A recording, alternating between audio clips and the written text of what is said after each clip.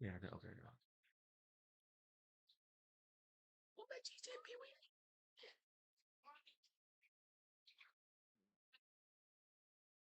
Oh, yes. Oh, wait, wait.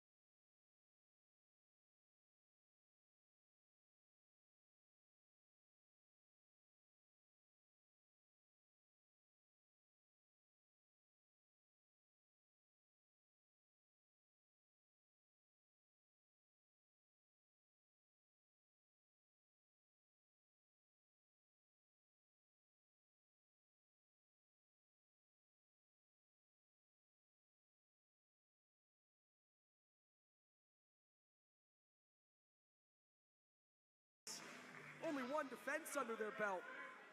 They don't want to be flashes in the pan. Let's throw it to Katie Scarlett for the official main event introductions.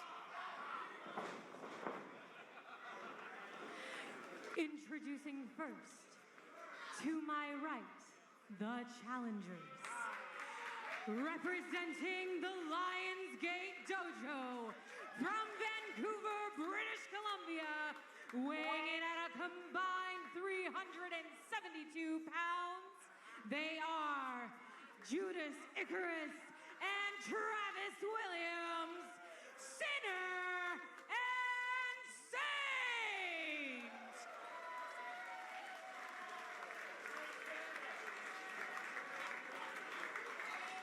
And to my left, the champions from the great states of Iowa and Texas, weighing in at a combined 512 pounds, they are the WXW Unified World Wrestling Champion, the boss of the plains, one called Manders, and Tombstone Thomas Shire.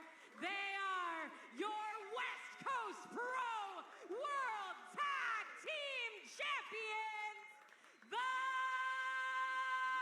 Cowboy Way! Oh, yeah. You gotta bear with me here for a moment, Jack Farmer. There's a little something the kids like to say where you match someone's freak. I'm not sure if I've ever seen any two men in professional wrestling match each other's proverbial freak the way that Thomas Shire and the one called Manders have in very short order. Well, you know, one of the things about commentary is finding interesting ways to say things. And let me tell you, matching one's freak is one way to do that, Jordan.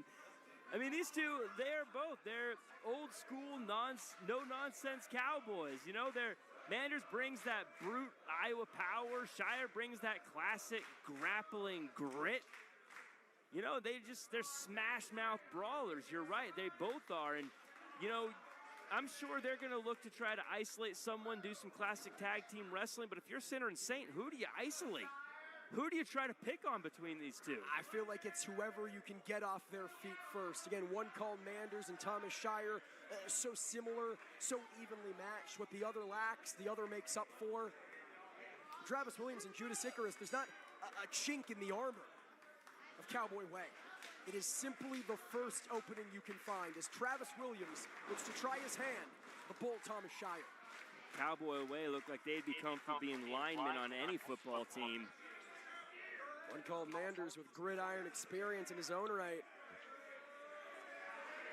And you know, it looks like Thomas Shire not taking Travis Williams very seriously here. I think that might not be a smart move. Listen, for the one called Manders and Thomas Shire to dethrone the Crush Boys, that tells you everything you need to know. Two men, both as singles wrestlers, former West Coast Pro World Heavyweight Champions, and tag team wrestlers, the West Coast Pro Tag Team Champions before being dethroned by Cowboy Way, who are synonymous with this organization. Cover here. Thomas Shire and One Called Manders came in and they cleaned him out like a couple of ham and eggers. If that doesn't instill confidence in you, I don't know what will. Well, I mean, you look at this, think about how talented Travis Williams is on the mat, and just the sheer size and girth of a Thomas Shire, able to stay there on the mat with him. Technical prowess of Travis Williams seems to have gotten the better of him, though. Down. Doesn't matter how right the bicep around the neck in a specific area, it's lights out, even for a man as large as Thomas Shire. The Cowboy Way, they were consulting with each other a moment ago. I wonder what One Called Manders said to Thomas Shire. Thomas Shire, just, notice hanging out in the middle of the ring, forcing Travis Williams to try to duck and move, and slowly kind of smothering Travis Williams. Also keeping Travis Williams away from tag team partner Judas Icarus. Right, if Travis Williams feels like he's getting his head below water, could try and tag out to the Born Sinner, but Thomas Shire doesn't want to give him that luxury. Look at just using his weight. Thomas Shire, nothing fancy about what he's doing.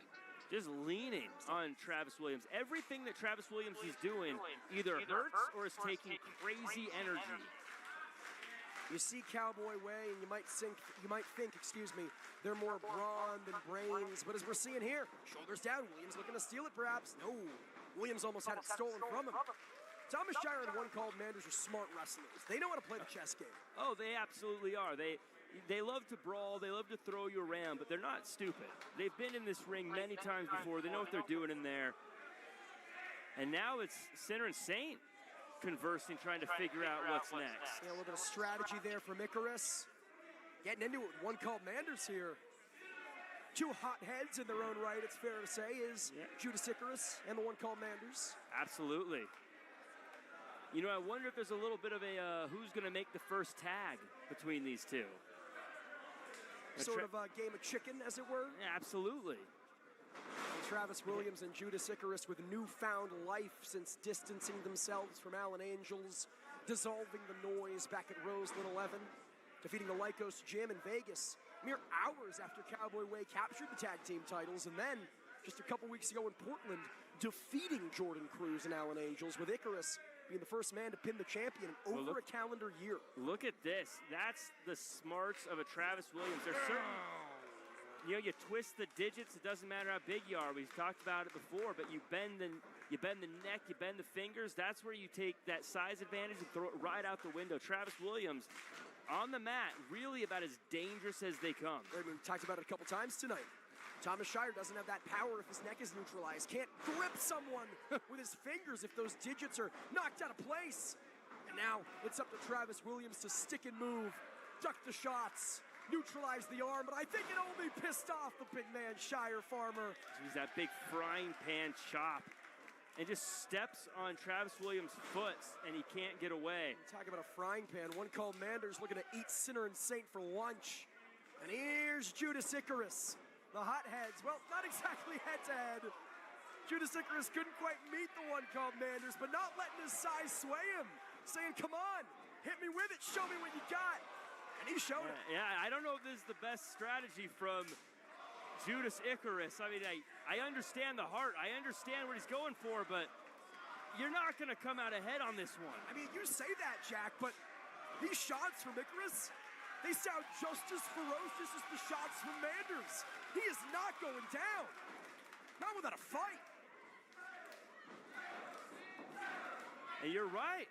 Removing the arm sleeve. Finding a way to take down the One Called Manders. Flurry of forearms takes the One Called Manders to his knees, and he's biting him. Oh. Manders with a pork meal. 5 minutes eating the gone, Piggly 5 Wigglies of minutes Judas gone. Icarus. That's just gross. And now chopping the foot. And that's the risk of not wearing shoes. That's the risk of having those digits exposed. It is a double-edged sword for Judas Icarus. In many ways, makes him that much more dexterous, but also leaves it open for this type of offense. I want to point out, One Called Manders chopping the foot of Judas Icarus. That is his entire body weight drilled into a limb that Judas Icarus needs to stand. Forget offense, forget defense, to stand. Well, the feet are more important to Judas Icarus than a lot of people. That's why he doesn't wear the shoes. He wants the grip. He wants to be able to use his feet and use the grip and use what that provides. That's why he keeps them exposed. Right now using his hands here. And all it takes is one shot from the one called Manders to take the Born Sinner down. One called Manders, that lineman strength here. A 10 hut, sending Icarus into Williams, but a little bit of Sinner and Saint. Everyone talks about tag team offense, but tag team defense is what Sinner and Saint sets themselves apart with. The way they are able to protect each other is something they do better than any other tag team I've ever seen. And in protecting each other, throwing the opponent off their game, Williams now control the arm of the one called Manders. It's almost like a magic trick, right? Hidden in plain sight are Travis Williams and Judas Icarus. Ducking and weaving and bobbing. Now, sleight of hand, excuse me, Jack. Yeah, working that arm, trying to take the strength away from one called Manders. Of course, we talk about their former partnership with Alan Angels. We got to point to their current partnership alongside Eric Young, the Northern Armory in TNA. Talk about a sadistic individual who knows what it takes to cut an opponent down to size, as Williams with the octopus stretch cinched in here. Well, Sinner and Saint able to take advantage and able to show. Shoulders down. Nearly won the West Coast Pro Tag Team titles there. You know what, operating very well, Sinner and Saint are. You know, coming into this one, I wasn't sure if they were going to be able to still compete at the level they were at when they had Alan Angels in their corner. They're undefeated since leaving Alan Angels. Alan Angels gave them a special edge, and they don't have him anymore at these high stress kind of matchups. That's where it makes a difference. I mean, yes, it's 2-on-2, but in a way it's still a handicap match because Sinner and Saint is missing that key component. Double chops, double the impact there from Sinner and Saint. You know, the whole reason, in many ways, that Sinner and Saint distanced themselves from Alan Angels, broke apart the noise of their own accord, was because he wasn't holding up his end of the bargain. They were helping him retain the Prestige Wrestling World Championship 2 ways to Sunday. Meanwhile, hold on here. Jeez. Talk about retaining titles. Manders getting him and Thomas Shire a hell of a lot closer to retaining the West Coast Pro Gold. Maybe thinking that big fall-away slam. Maybe thinking snake eyes. But Icarus with a headbutt to the lower back here, cutting the big man down to size in the corner. Chirping chops to the chest. It is amazing. It always amazes me, calling Sinner and Saint matches, how quickly they can turn the tide, how quickly they can turn the momentum in their favor. They are so good at finding just the right weakness. Well, talk about weakness. One call Manders landed it this time. 2 birds, 1 stone. And he's not done. It doesn't matter what kind of defense you have when you have someone as powerful as one called Manders to just plow right through you. And here comes Thomas Shire. And you talked earlier about Alan Angels and Judas Icarus. You got to think Alan Angels is watching on pretty happy to see Judas Icarus get pounded on by Thomas Shire right now. Yeah, Thomas Shire and the one called Manders, by no means willing associates of Alan Angels, but in many ways doing his dirty work, softening Judas Icarus up, heading into that cage match, if unwillingly. I mean, was it a foolish thing for Judas Icarus to do, to get into a matchup like this? Back to the foot. We saw Manders chop that exposed foot earlier, and now Thomas Shire digging it. Digging the knuckles and the thumbs into that exposed foot. And how much damage can that foot take? Again, if you're... Judas Icarus able to reach that bottom rope as he did. One called Manders with a cheap shot. And as I was saying, Alan Angels has to be watching on, loving seeing this done to Judas Icarus. Again, someone who relies on those feet so much, having so much damage done to them by Cowboy Way. Now talk about doing damage. Draping Judas Icarus between those ropes. Even the impact for Judas Icarus. Not just the shot itself, as Thomas Shire looks to ride him like a bull here, mocking Sinner and Saint. Little rodeo. Forget the actual shot itself. The way Icarus lands, folded up in those ropes, right on his back. Double whammy there for Cowboy Way as one called Manders, legal once again, chasing Travis Williams off the corner. I mean, the damage that you could do to someone's inner leg, the knee there, can put someone on the shelf for a long time with a chop like that. And there's the cheap shot from one called Manders. I gotta say, Cover, known Manders for a very, very long time. I have never known him to fight quite this dirty. Perhaps speaks to how seriously he and Shire take Sinner and Sane as challengers. Well, they should take him very seriously. Sinner and Sane are one of the best tag teams going. Longest reigning Prestige Wrestling Tag Team champions in company history. But their hopes of winning West Coast Pro Gold might be fading. I mean, I've not seen them ever go to a company and not be successful in tag team wrestling. Somehow, some way, Icarus back up to his feet, fighting off Manders, if only for the moment. Cheap shot to Shire now. Trying to get that tag to Williams, but one called Manders will just not let it happen. If you don't take out both of them, you're not getting across that ring if you're Judas Icarus. You need to take out both members of Cowboy Way. DDT! It's a good start, Jack. That's one way to do it. But Judas Icarus is very far away from his partner, Travis Williams. Look at the glazed over look in the eyes of the Born Sinner. He needs a tag, and he needs one right damn now.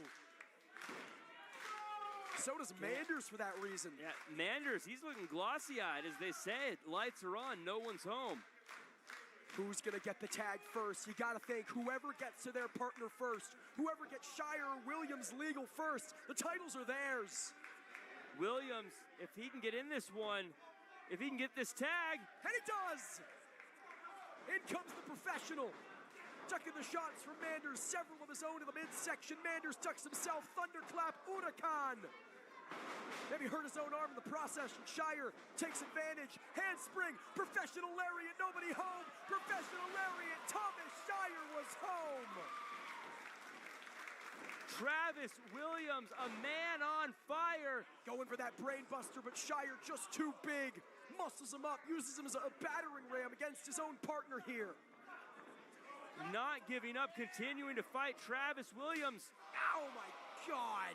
Trying to get out of that thing, but again, just the raw power. Both Manders and Williams sent outside the ring. We're back to Icarus and Shire. And Williams sweeping the leg. This is classic Sinner and Saint, Jack Farmer. This is exactly what Sinner and Saint want. This is the chaos that they thrive in when everything breaks apart. Sinner and Saint starts to build a game plan. It is that controlled chaos that has served them so well in their time as Prestige Wrestling Tag Team Champions and may very well lead them to West Coast Pro Gold. Now they need to follow through. They need to put the exclamation point on the end. But it looks like the exclamation point may be Judas Icarus. Icarus looking for the dive, caught in midair. And Williams, tope suicida, said Manders, you're gonna walk to the other side of the ring? I'll be more than happy to meet you. That change of direction is unparalleled. It is a signature of Sinner and Saint. The way they're able to think on their feet, seemingly be 2 or 3 steps ahead of their opponent at any given time. It is what sets them apart from the pack. It's the reason why Alex Shelley told Ricky Morton they were the best unsigned tag team in the world. And now, one called Manders perched on the top. Judas Icarus climbing there to meet him on the opposite corner. Oh no. The game plan fell apart. Icarus wise to escape, Enziguri kick to the neck. Did not want to stay on that top rope with one called Manders free. Very smart maneuver getting off that top rope. But what does Judas Icarus have planned here? Heading to the top. Icarus now maybe thinking power bomb. And he gets it! Ooh. New West Coast Pro Tag Team Champions! No! What a main event, Jack Farmer. The power of It's one gone. called 15 Manders able to minutes gone. still kick out even after a massive power bomb off the top. Judas Icarus now looking to Travis Williams. You have to be thinking that they are scrambling for their next idea for how they put this one away. Jack, they are thinking ode to the fallen. This is what won them the Prestige Gold. This is what retained the Prestige Gold time and time again, but Manders just too big. Nobody home off the lariat. Williams knocks Shire off the corner. Smart move taking Shire out. And nothing smart about this. Caught in the ring with one called Manders, and he's looking to lariat both of them. He's looking to take the heads off of Sinner and Saint, and they know they can hardly afford that. Sends Williams into the corner. Icarus with a big knee to the midsection. And a goozle, a double goozle from Manders. Williams saves his partner. Sinner and Saint like a pair of piranhas just chomping up the meat in the river. But here comes Shire. Talk about meat.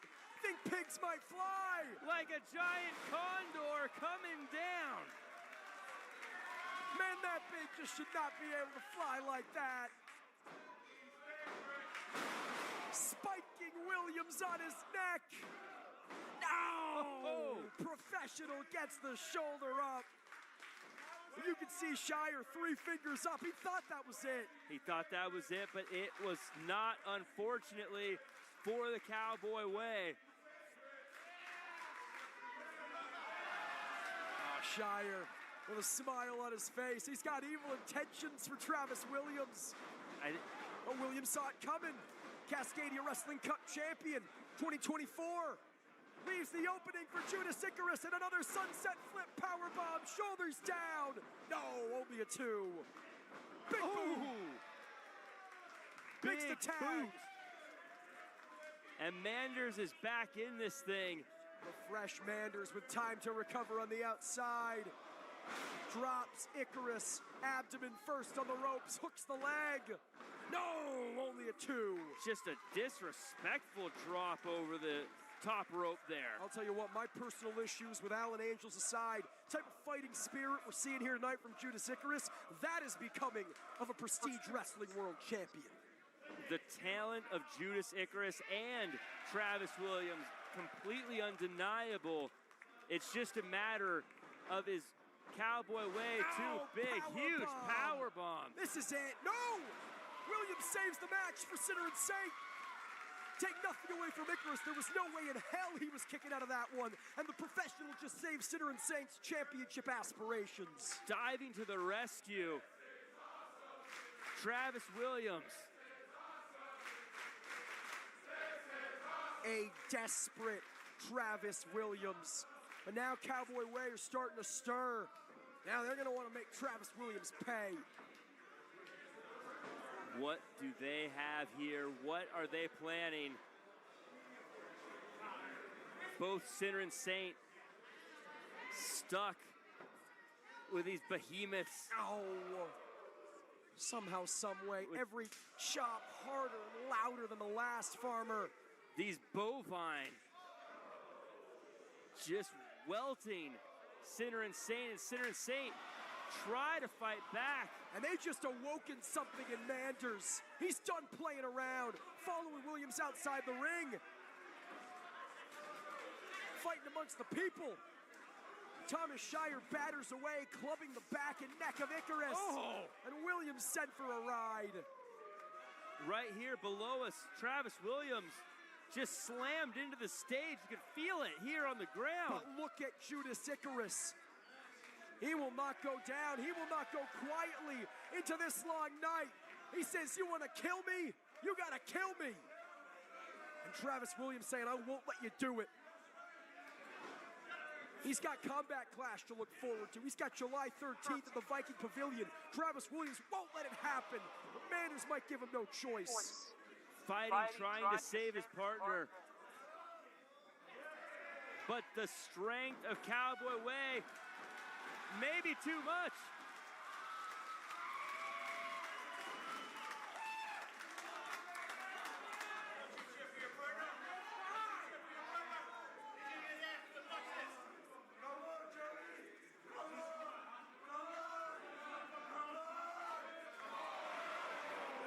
It's gone, 20 minutes Headbutt gone. from Manders. Williams with a sacrifice play.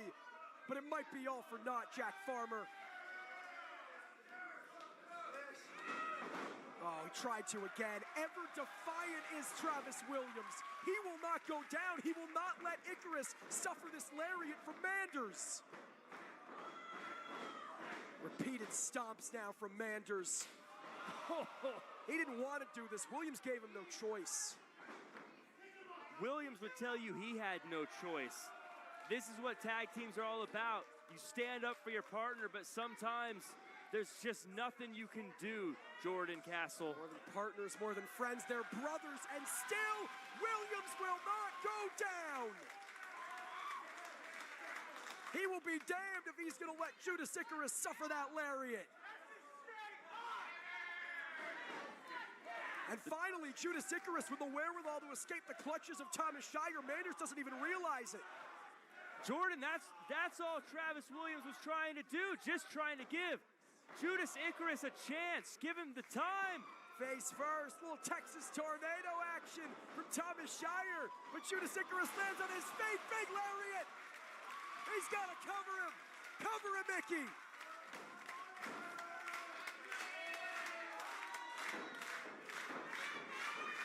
Thomas Shire and the one called Manders are down, Jack Farmer. You know what that means. S's stay up. And here's the one called Manders legal once again, looking to make Travis Williams pay for that intervention. But now it's Icarus saving the professional. The tag team defense leads to the tag team offense. And these two, Sinner and Saint, have brought the big men down. Simply put, Sinner and Saint are He got him up! best tag team in the world, and they're about to be your West Coast Pro Tag Team Champions now! Front splash from Icarus. If that didn't get the job done, this will. No! You gotta be kidding me, man! My, oh my, what's it gonna take? The effort of these two.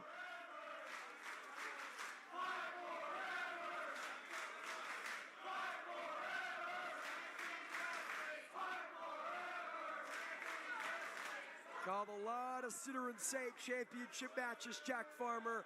I'm not sure if I've ever seen them this hungry. They will not be denied. Talking about defiance, it's one called Manders with double birds to Sinner and Saint. He's going down, he's taking him to hell with him. And now, again, the big man perched on the top. They're thinking superplex here. They have to be. But Thomas Shire in to save his partner. Williams in the torture rack position again. He's got both of them. Thomas Shire with both members of Sinner and Saint on his shoulders. My God. The power of Thomas Shire. And the lariat of the one called Manders. Boom, click, dead.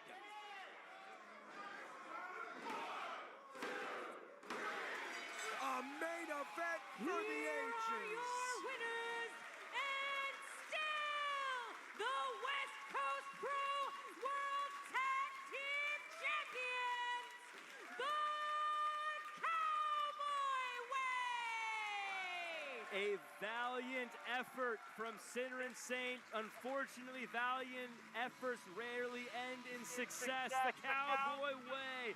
The champions showed why they are just that with a powerful and dominant display here at United.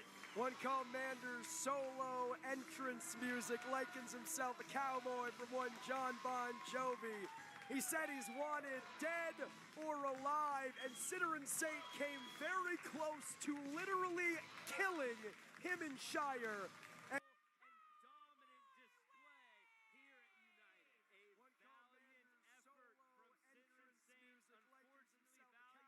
Jeez. one called Manders solo entrance music likens himself a cowboy from one John Bon Jovi. He said he's wanted dead or alive, and Sinner and Saint came very close to literally killing him and Shire.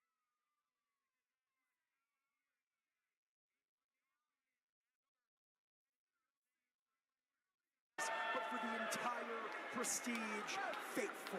Judas Icarus looks to silence the noise against Allen Angels for the Prestige Wrestling World Championship in a solid steel cage.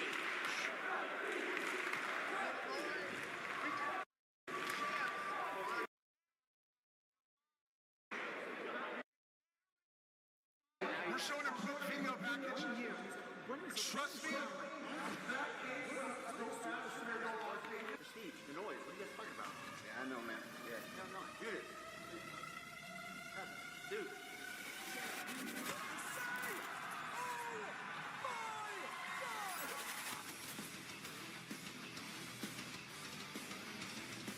See, me, the sinner and saint, Judas and Travis, we were supposed to be a family. We were supposed to be best buds. And they broke my heart. Because we ain't finished until you are the Prestige World Heavyweight Champion. I'm so tired of you walking around like your ship can't sink as two people that were aboard your ship far too long. I see the cracks. I see the cracks. And I will so gladly be your iceberg. I will bleed in this ring. If it's for Allen Angels, for the Prestige Championship, in a steel goddamn cage. I'm gonna end you. I'm gonna end your wrestling career.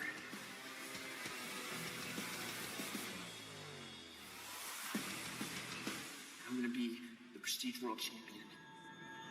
Forever.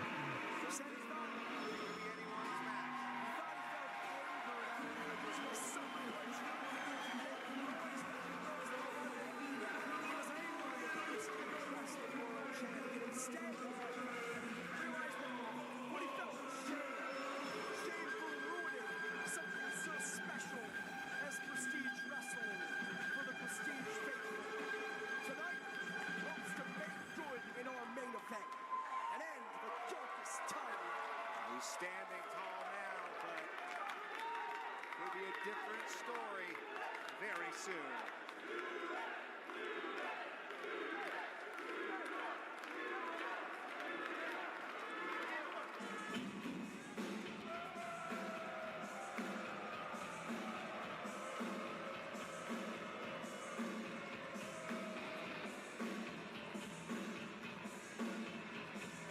The time for talking's over, Jordan. The time for all the animosity. It's time to bring it to an end. It's time to nut up the shop, as they say. Nearly 3 years ago, Alan Angels made his debut for Prestige Wrestling. And as his time, the comfort and security of all of the standing crew to a close, he could have followed in the footsteps of so many others. He could have faded into relative obscurity. What he didn't is because of the name he made for himself here in Prestige Wrestling as the Prestige Wrestling World Champion for 425 collective days. Ryan Zane, my question to you is such. Does all of that disappear if he loses that championship tonight to Judas Ignis? That remains to be seen. But remember, the goal is not to escape the cage. It's pinfall or submission only. This match has got to have a definitive winner. This match has got to end decisively. And I know that Alan Angels, he's done a lot. And the outcome would suggest that all eyes are on the champion right now. He knows what he's up against, but he also knows the odds are a lot more in his favor, knowing that Travis Morgan is out of action.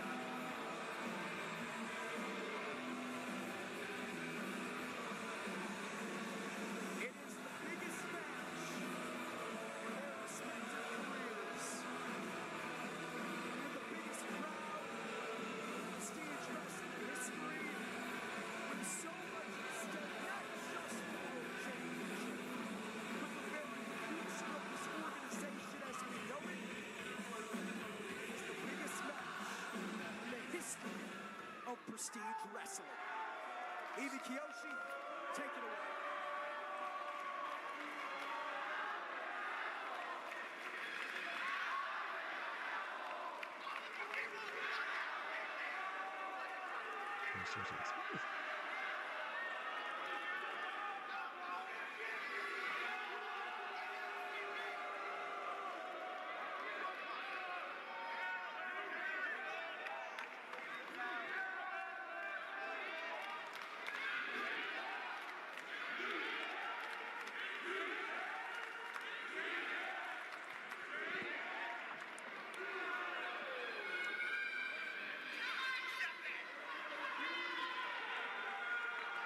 Folks, there's a chill in the air for once after the hot evening we've had. I'm feeling the goosebumps, Jordan.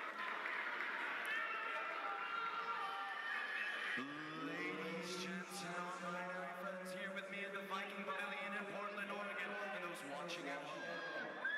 The following contest is scheduled for one fall. It is a steel cage match that can only be won by pinfall or submission. And it is your main event of the evening for the Prestige Wrestling World Championship!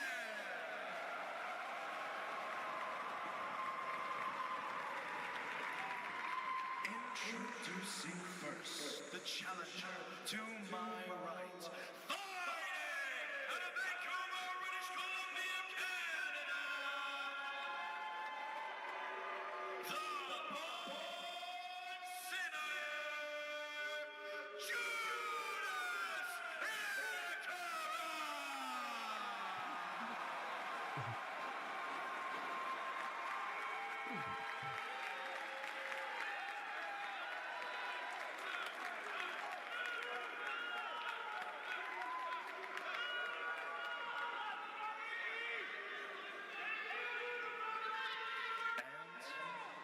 his opponent.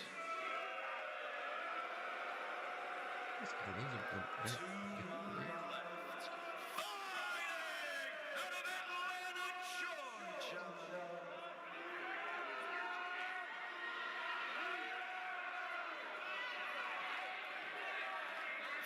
The reason that everybody is here today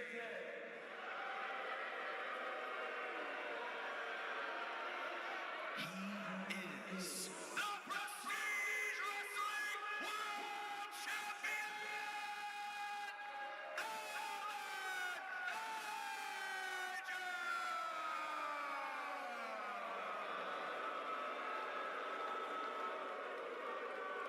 A lot of fans here tonight are booing Alan Angels, and they have the right to do that. But what they don't realize is that those boos, they fuel him. They inspire and motivate him. Listen, Brian, you can say what you will, but the 425 days that Alan Angels has reigned as Prestige Wrestling World Champion, Lord knows I have.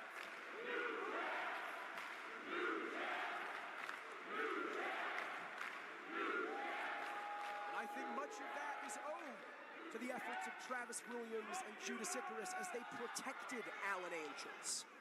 But why could that happen? It's because they distracted officials. It's because they intervened. Well, there's nowhere to run. There's nowhere to hide. And moreover, there's no rules. The only way to win this match is to pin, submit, and at risk of sounding dramatic, kill your opponent.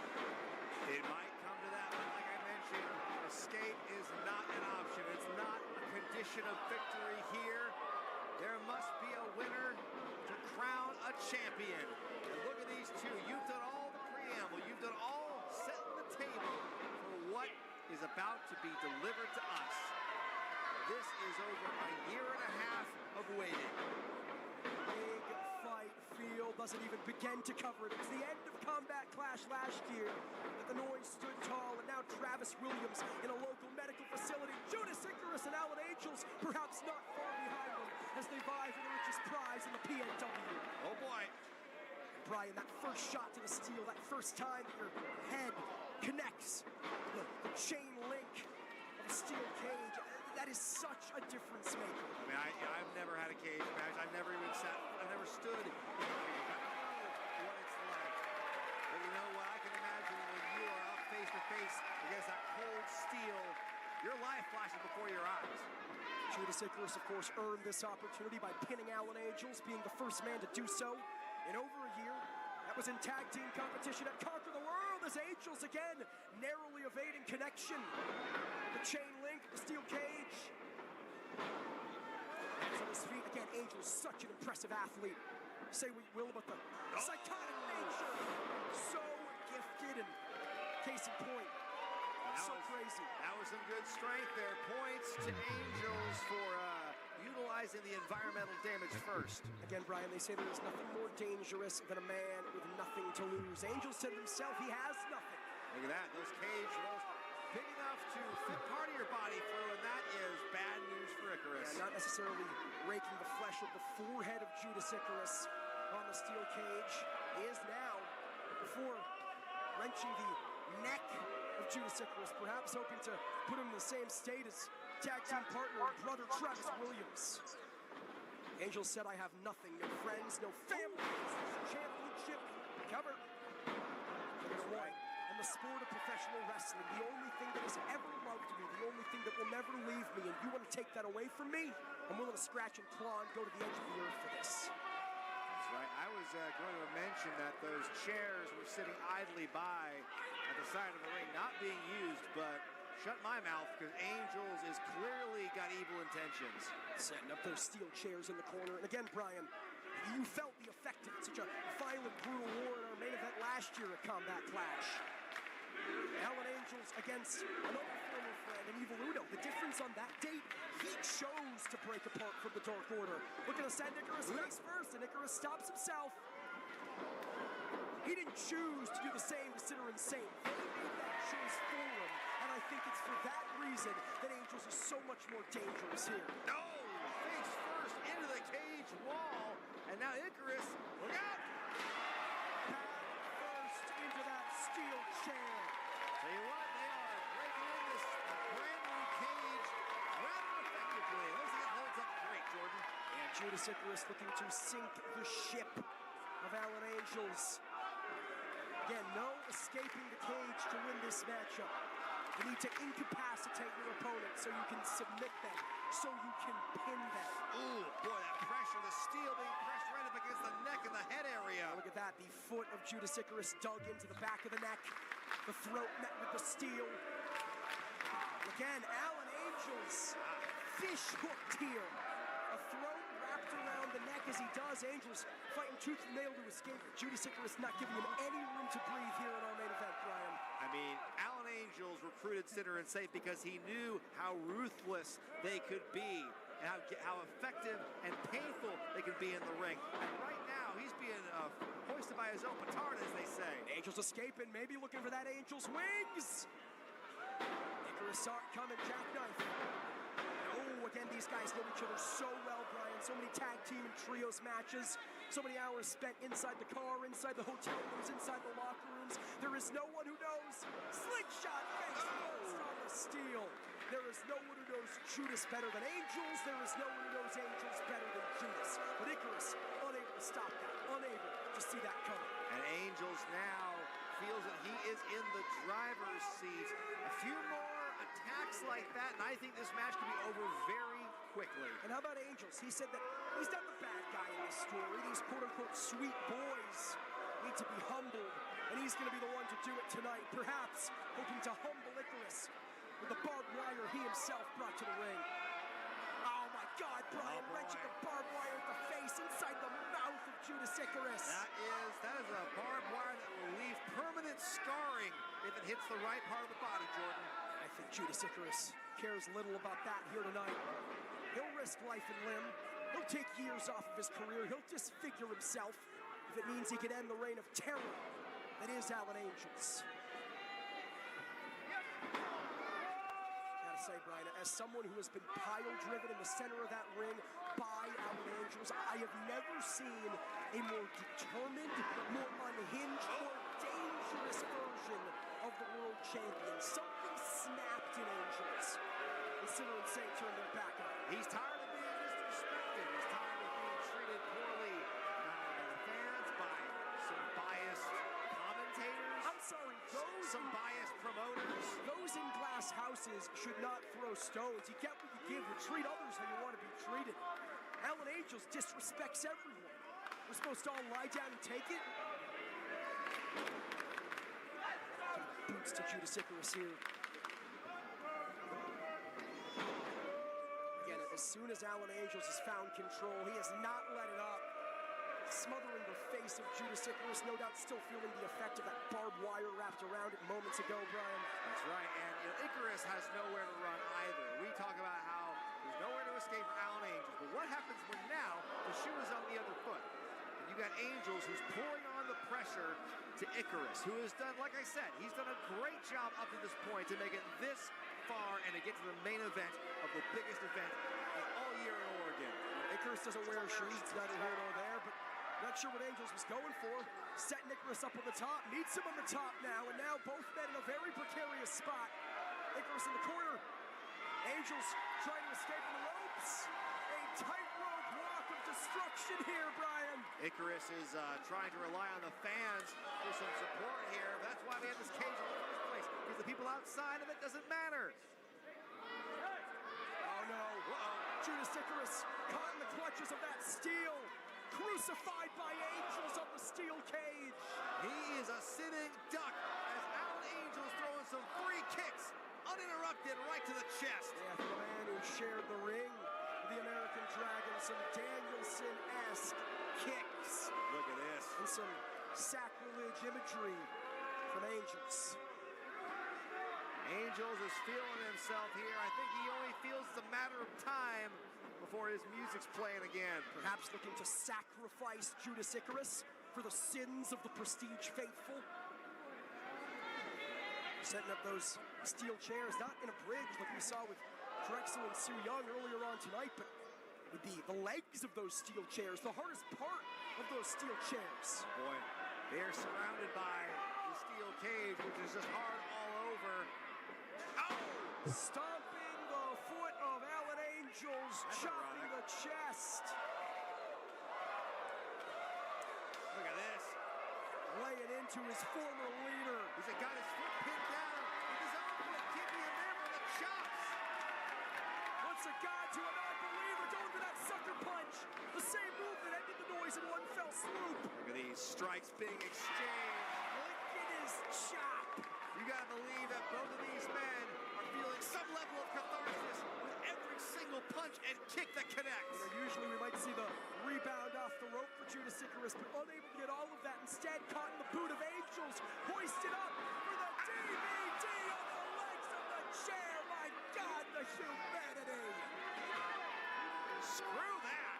Angels retains. No. Oh my goodness, how did he kick out of that? Unforgiving, solid steel. Oftentimes you see a steel chair bend or collapse when someone's drilled into it, and as ugly as that looks, Brian, dare I say, the legs even more catastrophic to land on because they don't break, because there's no give.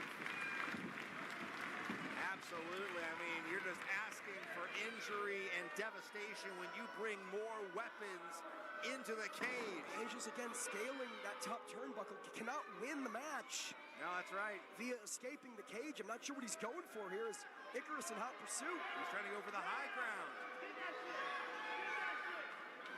Icarus not giving Angels any room to breathe. Meets him on the top turnbuckle. And a headbutt from Angels. Sends Icarus back to his feet. Fighting spirit from the board center. Crouching Alan Angels on the top rope. That was smart. He didn't have to aim high. He just had to take out a leg. And now, Alan Angels not where you want to be. Dangerously close to a side of that solid steel. We are at the home of the Vikings here at Portland State University. By the end of the night, one of these guys might need a whole dang funeral pyre for their careers. We saw what happened to Travis Williams earlier on tonight, a man who wasn't even involved in this match. Just think what Alan Angels is willing to do with the title on the line, locked inside a steel cage with his former brother, a man who broke his heart. Trading shots on the top rope. Z-Man, this is so precarious. One slip up. Fighting on the top rope is already scary enough as it is, but now with the steel coming into play, there's a lot more room for error. Oh no, and Angels scaling even higher. What has he got in mind here? Look out! Aki out of On it. top of the cage! Oh my stars and garters, that's gotta be it! Angels crawls to the cover! Icarus kicks out! Wow, give some credit there where it's due to Icarus. That would have put anyone else out, in my opinion. Alan Angels has defeated the likes of Evil Uno, Drexel, Mike Santana, Cody Chun, Timothy Thatcher, Calvin Tankman, Jordan Oliver, and Elliot Tyler, but he's always done that with help. He's always done that with Sinner and Saint, with Jordan Cruz. Right here, right now, locked in the solid steel. He's got to do it alone. Steel chair to the gut. Then again, Brian, is he ever alone? He's got a best friend. In the form of a steel chair across the back of Icarus. These fans have the temerity, the audacity to chant with their chant at Alan Angels, and he's the one on top. This Hall of Famer, X-Pac Sean Waltman, a man who Alan Angels tried to embarrass back at Roseville 11, that told me a steel chair shot to the back was the most painful way you could get hit with a steel chair. He said he would take a shot to his head over a shot to the back any day. Judas Icarus will not go down. Hit him in the gut, hit him in the back, crack him all over his body with that steel chair. Judas Icarus will not let Alan Angels see day 426 as Prestige Wrestling World Champion. How's he doing this? That doesn't matter. He's headbutting the damn cage. A year and a half of abuse, a year and a half of manipulation. There's that sucker punch, the same one that ended the noise. We're gonna silence it here. Oh, and now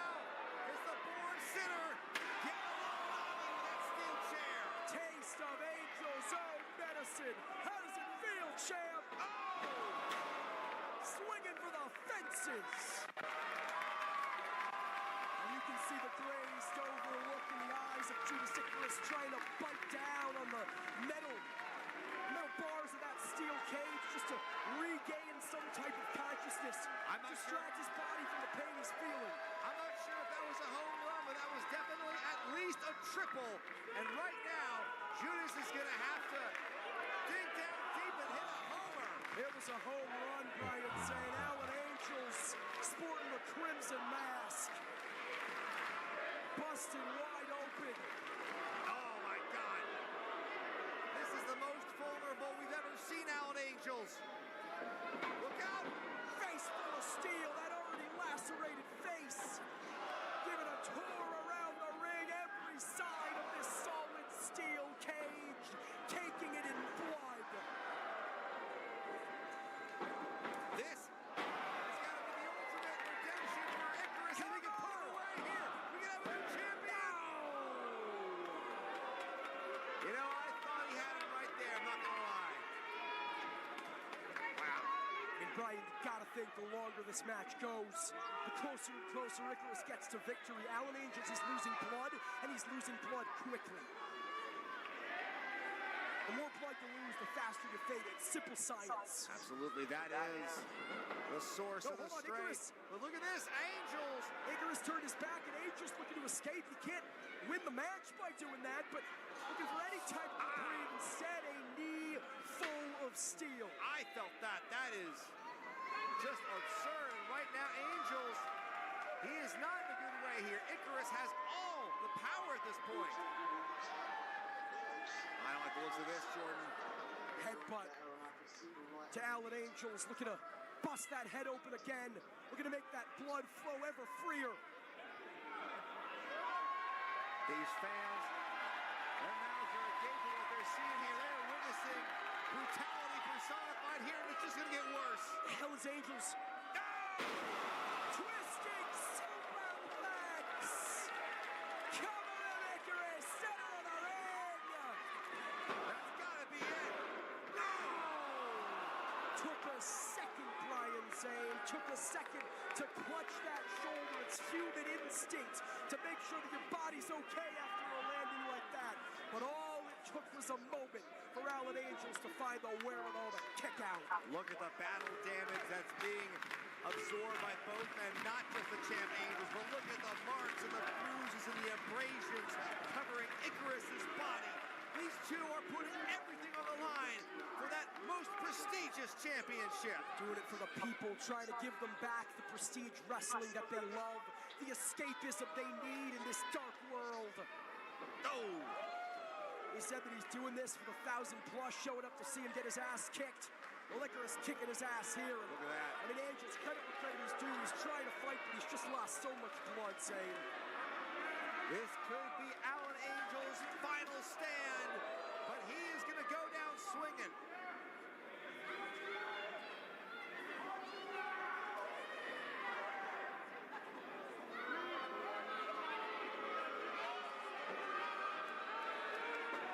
Icarus, perhaps showing some mercy to Alan Angels. Oh my God! Well, if he was thinking about it for a second, that thought is done and over with. Mercy is for suckers, and right now you are seeing two warriors, two gladiators really hashing it out here. This is what it's all about. Brothers turned bitter rivals, vying for the Prestige Wrestling World Championship, and for what that world title represents. Halo Strike! Down plan. Angels got it! No! No! Icarus kicks out. Out of nowhere, the Halo Strike, as it's retained the title time and time again, nearly did the same here with all the chips down. But you can't put Judas Icarus away that easily. And again, Angels heading to the top, man. What the hell is this? You can't win the match by escaping, you goof. Maybe he's got something in mind, a rare flying maneuver for Angels, but what? He's got to act fast. Oh, no. Icarus looking to plant Angels in that tree of woe here. Oh, no. Not on the top turnbuckle, but atop that solid steel cage. I mean, tied up in the steel with nowhere to go, especially when Escape is not a parameter to win. Battering the back of the champion time and time again. Gotta think every shot from Judas Icarus, he thinks of a moment where Angels reprimanded him after they didn't do good enough. After Sinner and Satan helped out and Angels retain the world title, and Angels didn't do the same, and now looking for a German suplex, but perhaps the legs of Angels are jammed here, Zane. We're going to see a hole, a crater in the ring if they connect with that German suplex. Thank God this is the main event. We may not have a ring by the time this one is done. We might not have a Viking pavilion. These guys are fitting to tear the house down. Angels manages to escape the clutches of the steel. Now again, this is Escape is not a thing. You gotta win by pinfall or submission. But Angels is escaping here. He's not gonna win the match. What's he thinking? I mean, we've seen cage matches go to the outside. It's not typical, but it happens. Maybe something like that could happen. Brian, I don't believe there's anything on the outside here. This is gonna be a landing. Oh, it's not gonna be on the outside. Don't do it. Icarus looking for it inside the ring.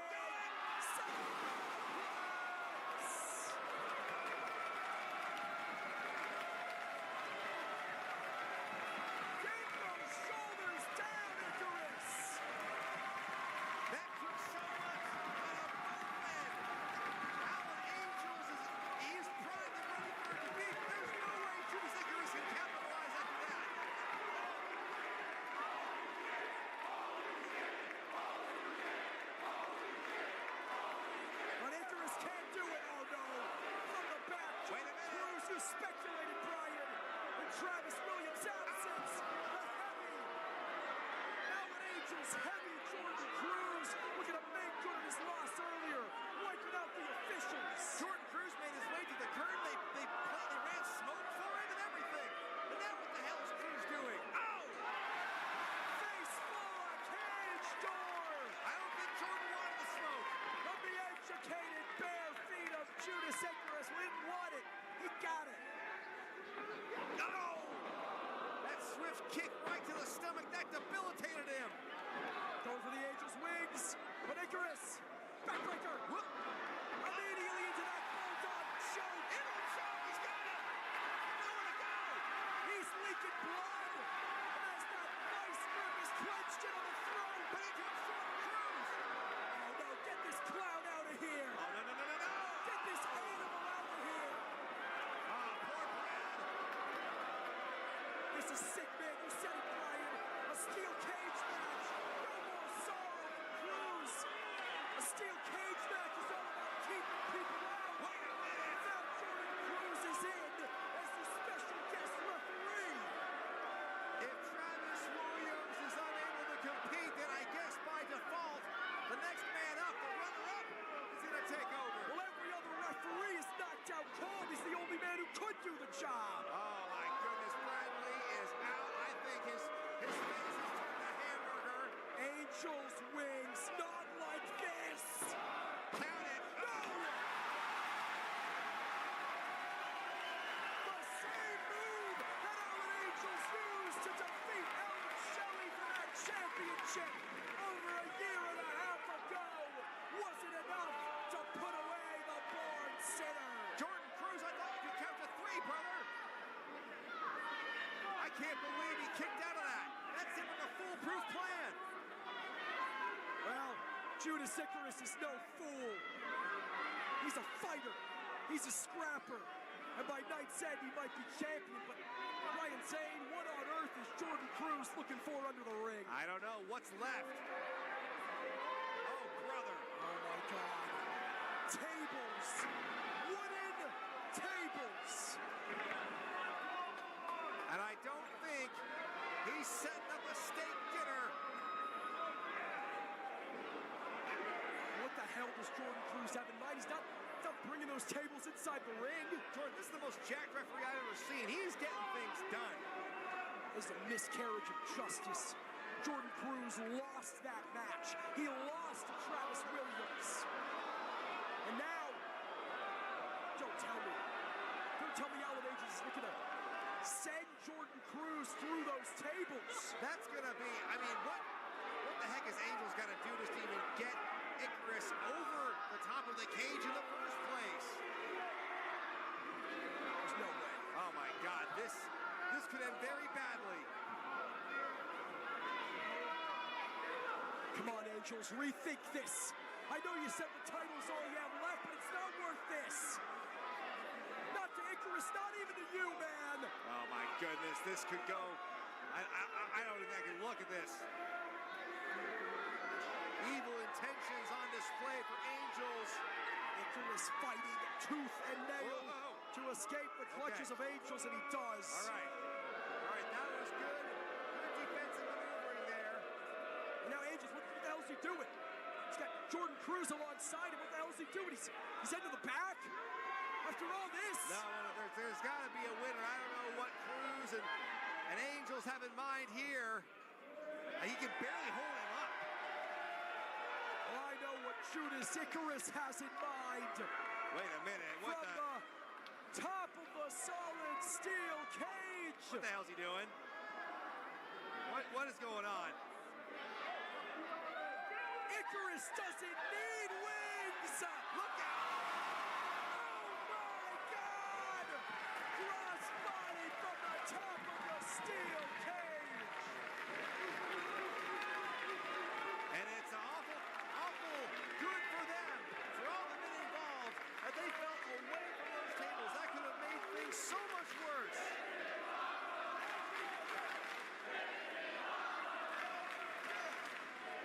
Icarus, he wants to bring this one back inside the ring. He knows it's the only way he can win the match. He wants to soften Angels up first. Okay. And how apropos is this? Icarus says he's fighting for the people. He wipes Angels out here amongst the people. They're in the people. Oh, Jesus, Brian. Again, dangerously close to us here on the stage. No, Not again. No. You're closer to me, so that's all you, buddy. No, Icarus, I want no part of this. No, you should No. definitely. no, please. This should isn't for me. definitely. Don't you want- This don't is you your want some fight. revenge? Oh boy. Don't you want to get a front row seat to this? I want no part of this, Brian. I've been too involved in this from the beginning. This is for Icarus to fight. Hey now, No. hey, Alan, no. I'm gonna leave.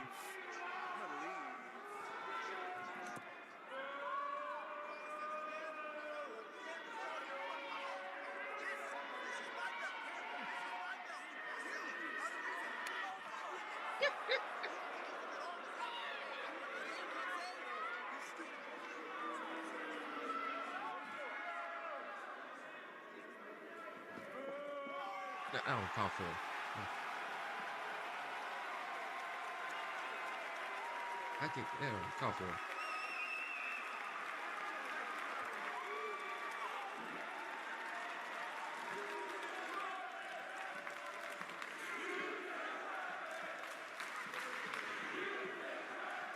Alan Angels goes down.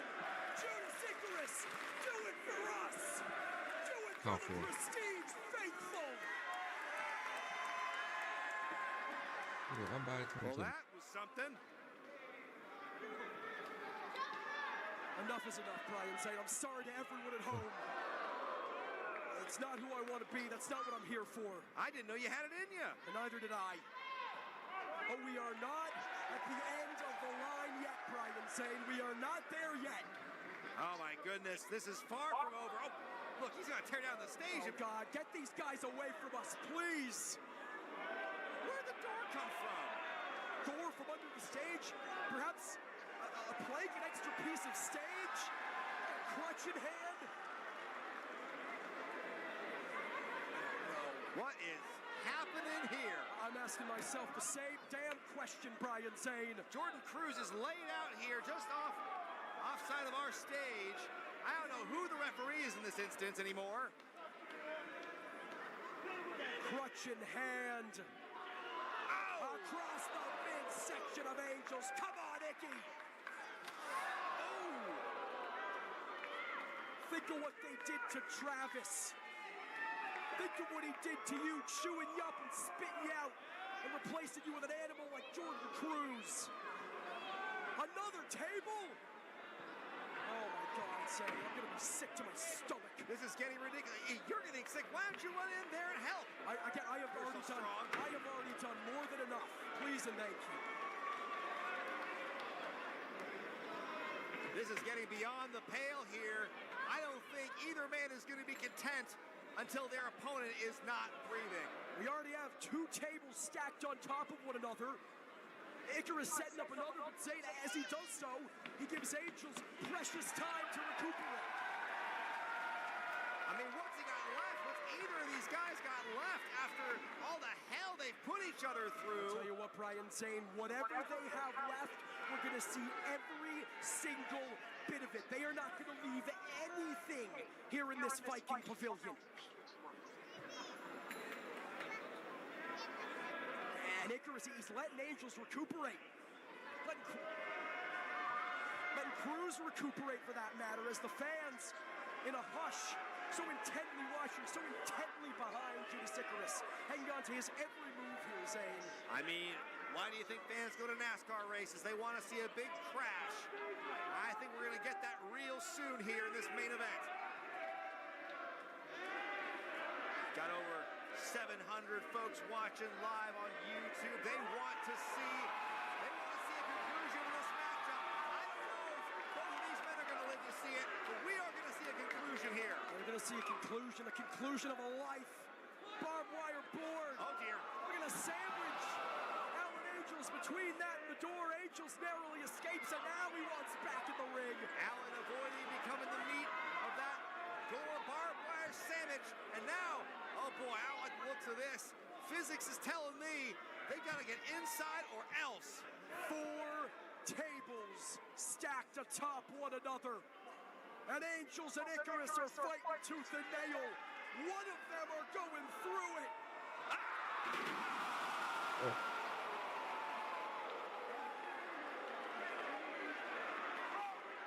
How about both, Castle?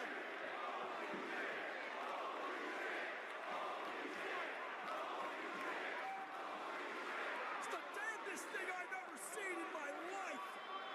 Alan Angels and Judas Icarus are killing themselves for the Prestige Wrestling World Championship.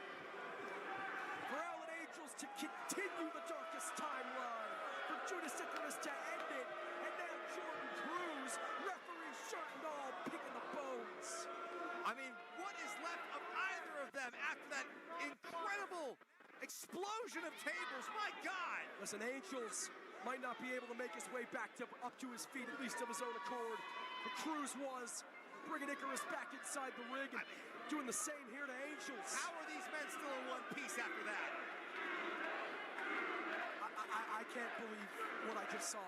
Moreover, I can't believe that Judas Icarus is still breathing, let alone making his way back up in Eddie Crumpus. Somehow this match has got to end.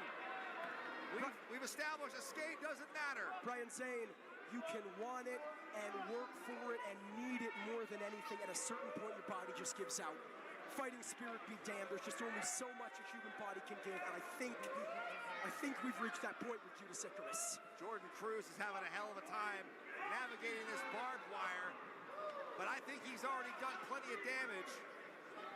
And again, even if Icarus is able to mount some type of comeback, who's going to count the pin? All the officials were laid out. We know damn sure it's not going to be Jordan Cruz. What do you mean? He's got a referee shirt on. Give me a break. That's as good as gold. We have seen men He's just grabbing that barbed wire barehanded. like an animal, like a mauler. Yeah, but the animal eventually lets go. We have seen men drilled through steel and wood and barbed wire from heights and with ferocity hence before never seen. I mean, what a tragic end this will be for Sinner and Saint after what we saw with Travis Williams earlier tonight. Yeah, make no mistake, Brian Zane, it's not enough for Alan Angels to just win this match against Judas Icarus. He wants to take Sinner and Saint out of Prestige Wrestling for good. He will not rest until the brothers who betrayed him are gone. Not defeated, gone. And he might get his wish tonight. He could be moments away from the end right here.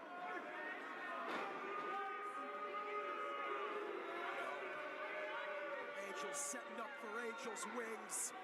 Travis Williams! The professional lives! He got checked out. Spear through the door! Hospital admission be damned! There was no way in hell that Saint was letting Sinner do this alone! He won the match!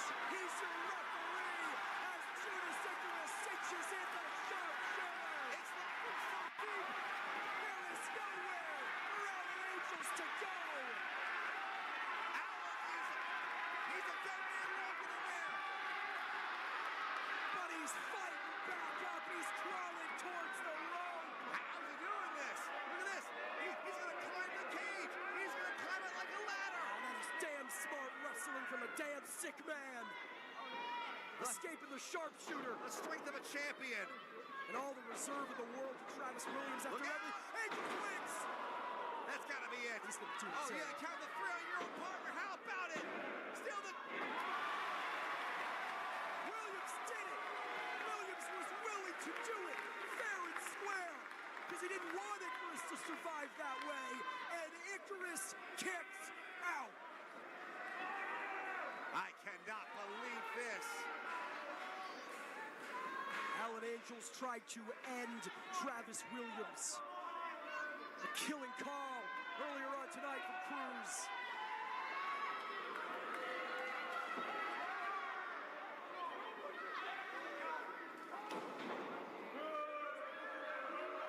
Look out.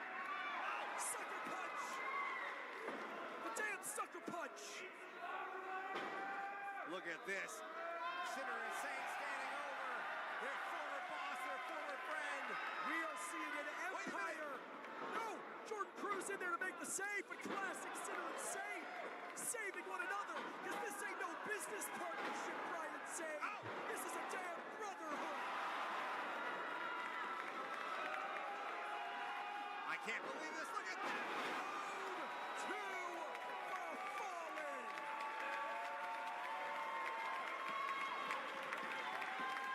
We are seeing an empire burn to the ground. I don't believe it, but it's not so fast. Look at this. He's got him in the halo stretch. He's got him. He's got nowhere to go. He doesn't want to beat him. He wants to put Icarus through the embarrassment of tapping out. Look at this. Travis Williams has no choice but to watch the light fade from his friend's eyes. Steel chairs and steel cage and barbed wire and tables from tremendous heights. Icarus might have no choice but to tap. And if he doesn't tap, at a certain point he's going to pass out, Zane. Allen will not rest until he just breaks those arms clean off. Biting the ear of Allen Angels. Biting the hand that once fed. He's free. Look at this. Oh, my God. The heart, the fighting spirit of both these men cannot be denied. But look out. Angels wings into the barbed wire.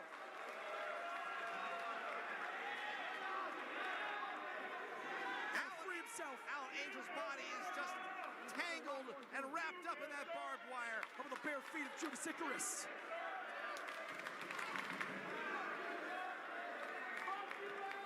I'm in shock. I'm stunned over what we are seeing, this brutality here from both men. I didn't know these guys had it in them.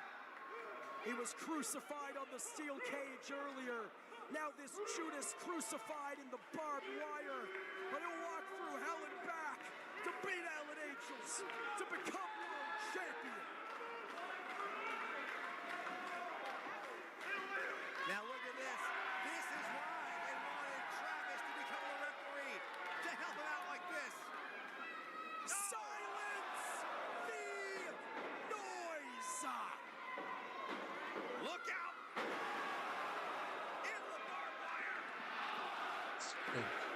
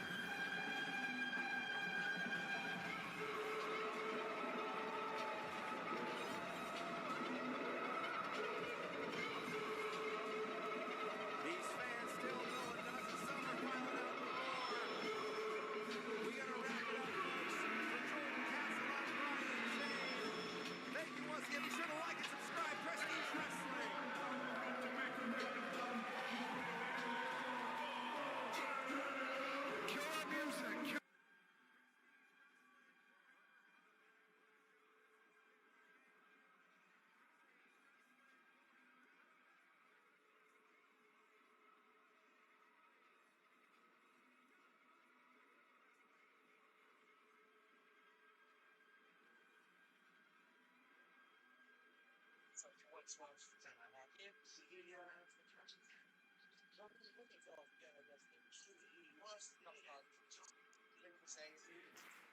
is main event time in the Roseland Theater.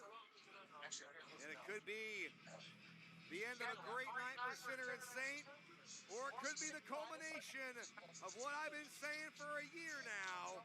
And I'm glad that someone around here is finally listening to me, that Kevin Blackwood could become the next world champion.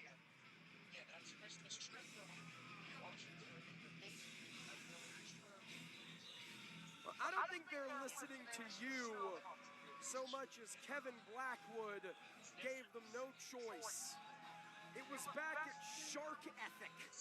Kevin Blackwood turned his back on Prestige Wrestling, running down the fans, low-blowing Titus Alexander, and challenging Judas Icarus to this main event for the Prestige Wrestling World Championship.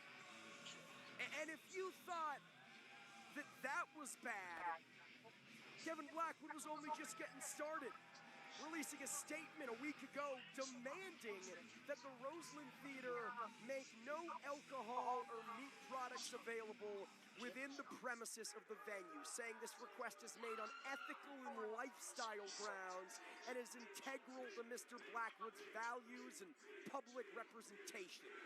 Well, you know, I'm not a vegan by any means, but I think that was very brave of him to make that request. And I think it's unfair that it was denied, honestly. Brain, you had a cheeseburger earlier on today. You were telling me just before the show began. I know, but I thought long and hard about it before I bought it.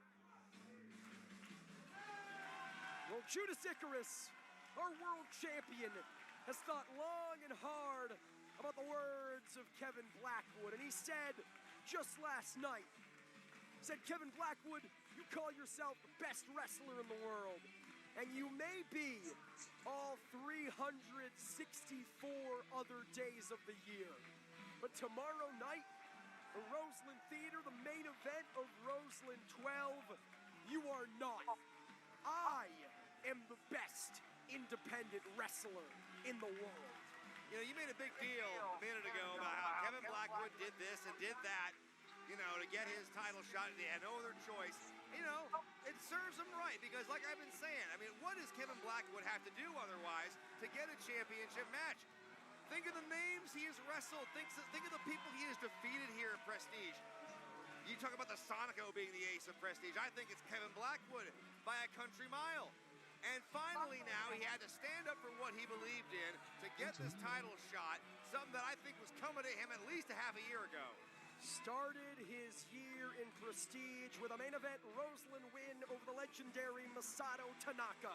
Looking to end his year in Prestige with a main event Roseland win of the World Championship. Let's throw it to Evie Kiyoshi for the official ring introductions.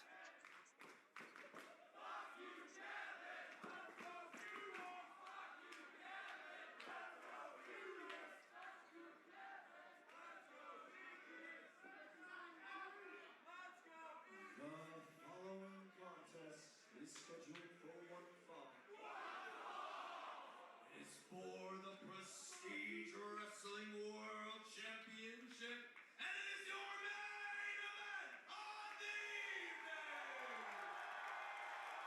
Some fun on the screen to have a competitive match. Disrespected, oh dear. Oh no, no don't. You're gonna get disrespected right back. Have some new version of the Maso Chop. Absolutely very cheeky. I don't know about that. Some of our fans giving it a bit of receipt. We cannot have comments into our usual footage.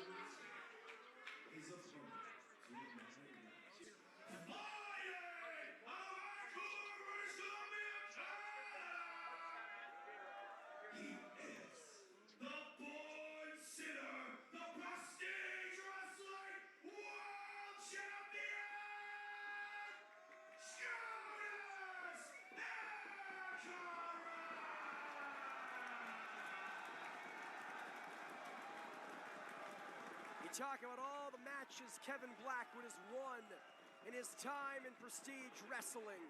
Well, no match in Prestige Wrestling history was bigger than the Steel Cage main event of Combat Clash 2025.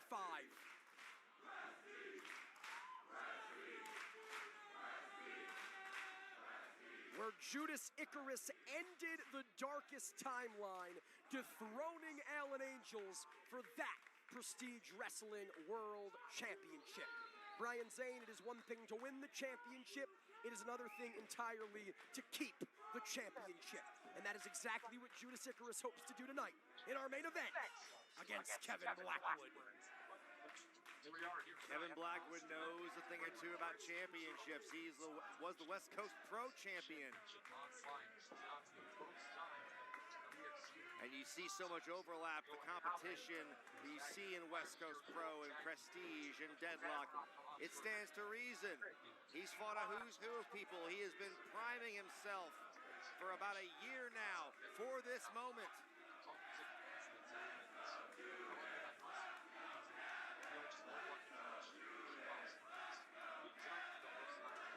Let me ask you this, Zane. Do you think Blackwood had to do it the way he did?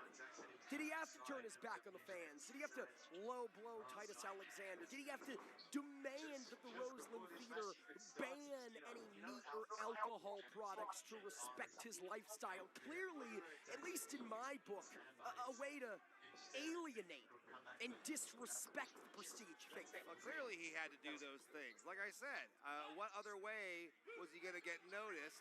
Who did he have to call? Who did he have to,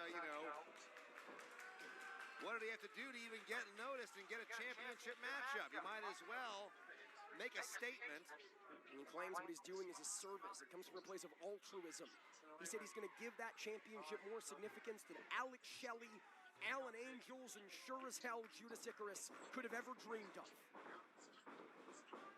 Likewise, Icarus no slouch. Even before capturing that title, the first man to pin Alan Angels in over a year. One half of the longest reigning Prestige Wrestling Tag Team Champions in company history. A founding father of Prestige Wrestling in so many ways. Absolutely, it's been quite a ride for both of these men throughout their runs in Prestige Wrestling. It's fascinating to see how it's gotten to this point. I do have to point out that in response to Kevin Blackwood's request that meat and specifically alcohol be barred from the venue here tonight, the Roseland Theater responded by offering a specialty cocktail called Blackwood's Firestorm, of course referencing the name of his double foot stomp finisher. Well, that's just tacky. I hope he gets a cut of the proceeds from that beverage. Listen, fight fire with Firestorm, as I always say. Blackwood pulling the hair of Judas Icarus. This attitude, this disrespectful, holier-than-thou attitude of Kevin Blackwood is nothing new. We've seen this aggression in West Coast Pro, but rarely has it found its way to Prestige Wrestling. That is until now. No, and I think it was interesting to see Blackwood in action here, see him in action in West Coast Pro, and see the fans in California really not like Blackwood. And I can see now that the Prestige Wrestling fans have finally caught up and caught wind of what's going down in California. Misdirection here from Judas Icarus. Blackwood saw it coming again. These two know each other so well, both regulars of Prestige, both the top of their game in the world of independent professional wrestling. Ooh, you saw Blackwood trying to push Judas into the corner, but didn't get all of it. Judas was able to catch himself, but wow, that slap. Yeah, I heard that one back in Buffalo, Z-Man. Boy. There's a little bit of crazy in Judas Icarus. Oh, that much is clear. You don't turn towards Kevin Blackwood after a slap like that without looking your face, unless you got a couple of screws loose. Well, now I think it's at this point there's a feeling out process. Yeah, feeling the forearms on each other's faces. I'll ask you straight up, Z-Man. Clearly you're a fan of Kevin Blackwood. Do you feel like Judas Icarus is out of his depth As a primarily tag team wrestler in Prestige, up until this point, do you feel like he is out of his depth in a main event situation with World Championship gold on the line against one of the best in the world in Kevin Blackwood? That's a very loaded question. I do think in this particular instance, he could be out of his depth because, like you said, he's typically a tag guy. I mean, he's had a great run recently in the singles ranks, but he hasn't had the singles grind like Kevin Blackwood has. Oh! Sure, he's doing great for himself now, but how long can he keep that going? Oh, Blackwood with an added tattoo to his repertoire. No needle necessary. Only the handprint of Judas Icarus. That's an organic tattoo. Kevin Blackwood all about that lifestyle, that vegan lifestyle. Says that he's evolved beyond the lower needs that you people cannot let go of. And that's why Prestige Wrestling needs him as champion. Says they need someone to guide him to a better path. Someone they can be proud of. Oh, look at that. Icarus vaulting Blackwood up to the top, but Kevin saw it coming and kicked him. For my money, Brian Zane, Judas Icarus is someone they can be damn proud of. And here's why. Oh, man, look out. Face full of ring rope for Kevin Blackwood and turned inside out with that clothesline. Wow. That was as hard hitting as it gets. And cover. Oh, Blackwood's eyes looked about glazed over after that clothesline. What's the strategy here if you're Judas Icarus? Clearly, Kevin Blackwood looking to grind him down. Cover. That's right. We're gonna set up for that firestorm. You just got to keep wearing Blackwood down because, you know, he's a great athlete, but he's not a machine. You got to be able to keep wearing him down, keep trying to cover him, because every kick out is expending a little more energy. Control of the arm here from Judas Icarus. Again, looking to eliminate the significance of the height disparity between the two, but Blackwood uses it to make his way back up to a vertical base. Both guys are conditioning machines, and I think it's going to come down to that ultimately to decide who walks away the champion tonight.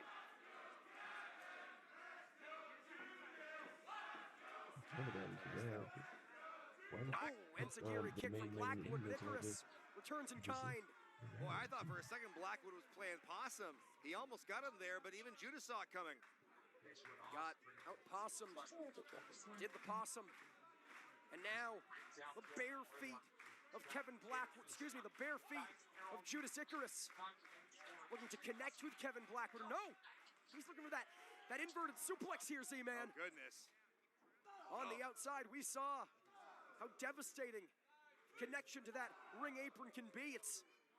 Now we saw what happened to Amir earlier. It very well may be how Nicole Matthews retained that DPW Women's World Championship. And Kevin Blackwood knows it, raking the eyes of the champion.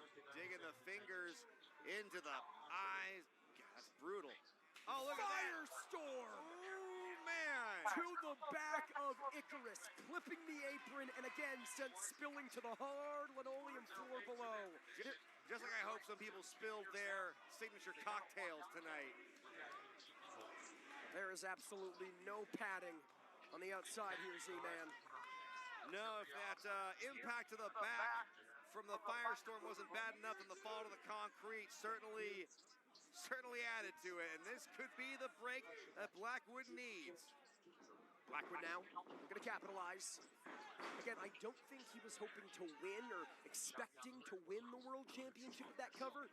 Instead, looking to make Icarus expend as much energy as possible without having to do the same. Absolutely, it's a sound strategy. And right now, Blackwood is asserting himself. And I think it could be a matter of time. Look out. Back suplex into the cover. And a kick out.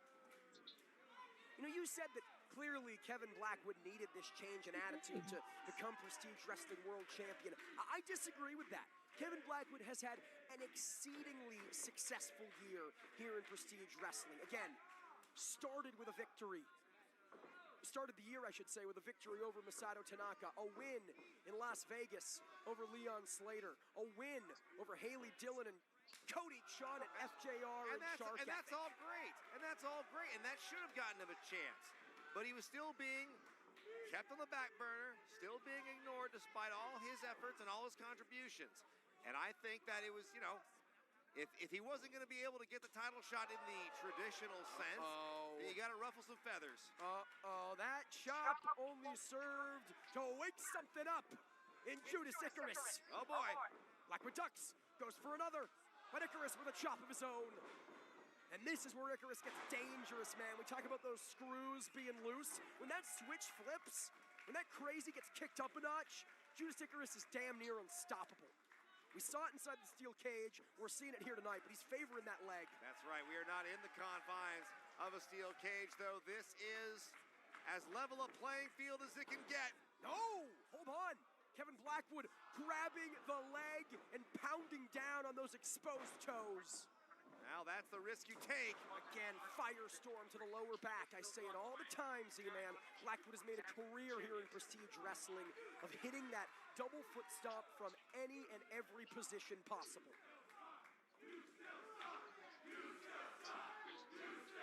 It is the most effective tool in his arsenal, which is why he's so good at it and why he's so prolific. But will he be good enough to do what he has never done before? And that is capture the Prestige Wrestling World Championship. Oh! Snap suplex again, floats over. Didn't hook the leg, and Icarus able to get the shoulder up. Oh, he had to swivel his hips both directions to get that momentum. Oh, what's he going for Maybe here? cinching a Boston Crab, perhaps. Could be it. Oh. Perhaps a clover leaf. I don't know what sharpshooter. I don't know what you call a Boston Crab if you're vegan. I don't know if that's allowed. Imitation crab, perhaps. Cover. And a kick out from Icarus. Ooh. What does it mean for the future of Prestige Wrestling if Kevin Blackwood does good on his word and becomes world champion? Then I think with Prestige Wrestling going on its hiatus as it is, I think Kevin Blackwood can help Prestige Wrestling close down with some dignity. And Judas Icarus can't? I mean, what's your issue with Judas Icarus? I don't have an issue with him. I just want Kevin Blackwood to win more. You know, unbiased commentary, unbiased journalism be damned. These two jockeying for position in the center of the ring. I like everybody, Jordan. Body shots from Icarus. The feeling is not mutual. And Blackwood with a sick, twisted smile on his face. Wait a minute. But Icarus holding onto that top ring rope for dear life. Yeah, and you know what? The fact that they're both covered in sweat, it makes it hard to get a grip when you're trying to go for an Irish whip. This is gut check time. This is deep water for both men. And at this point, I think it's anyone's matchup. Hey, I may have a horse in the race here, but I still think it's a coin flip. Yeah, count out Judas Icarus at your own risk. Ooh. Kevin Blackwood taken down with a knee. And Judas Icarus maybe zeroing in on championship retention. That's right. A couple more moves like that, he could have him beat. Look at that. Icarus shoots Blackwood off the ropes. Blackwood saw it coming, but didn't see that. Boy, his body's getting rocked here. Look out the height. Back body drop. And now, willed onwards by the Prestige faithful, the same people he promised to avenge after what he and the Noise did, the reign of terror he and the Noise had for damn near a year. Willing Judas Icarus onwards. Woo. Boy, that kick was a tough one to watch. Bare feet connect with the mush of Blackwood, and now the brain buster. Into the cover, Judas Icarus retains. He twisted him in midair on that one. And wow, Jordan, take a look at you can see the welts on the side of Blackwood's stomach there. That is a hard-looking shot that he must have taken to cause a mark like that. Goodness gracious. Judas Icarus taking his time, again playing the long game here. This crowd, I'm surprised with how split it is. I thought I was in the minority. They might not like Blackwood. They respect Blackwood, and Blackwood may be their new world champion. Not yet. Again going for the brain buster. Again, Icarus looking for that inverted suplex. Those headshots. Able to loosen the grip. Yeah, these men are lucky if they aren't concussed, Brian Zane. Hold on. Again back to the well. And this time it lands. That is disorienting Cover, as all cover, get out. cover. No. Well, Blackwood may have been disoriented, Brian saying, but Icarus just a little too slow in crawling over to that cover, and the match continues. This has been an absolutely intense war between these two.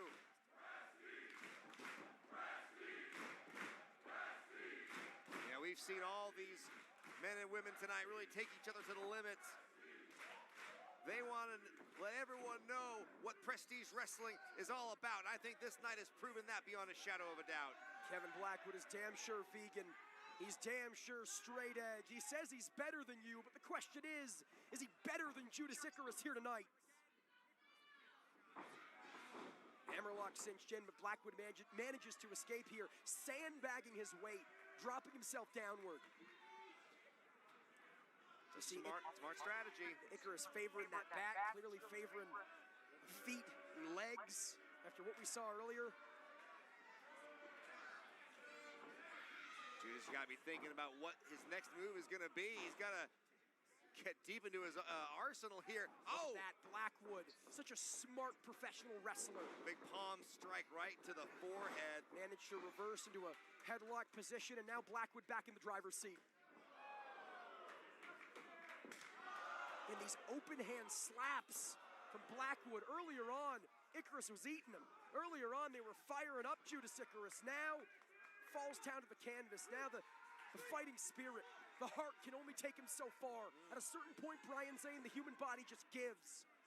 But we have not reached that point yet.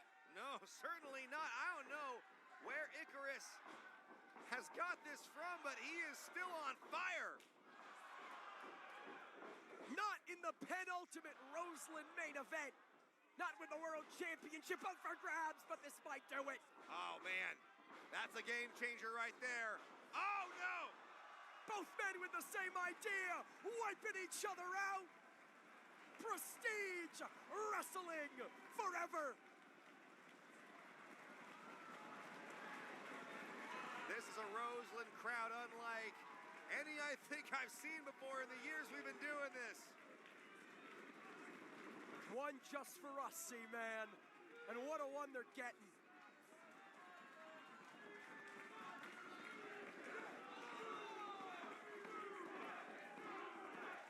Well, Judas Icarus seems to have his sights lined up, locked in on Blackwood. Now's his chance to go in for the, wait a minute. No, but he took too much time. The energy is palpable, you could feel it. And I think maybe, just maybe, Icarus felt it for a little too long.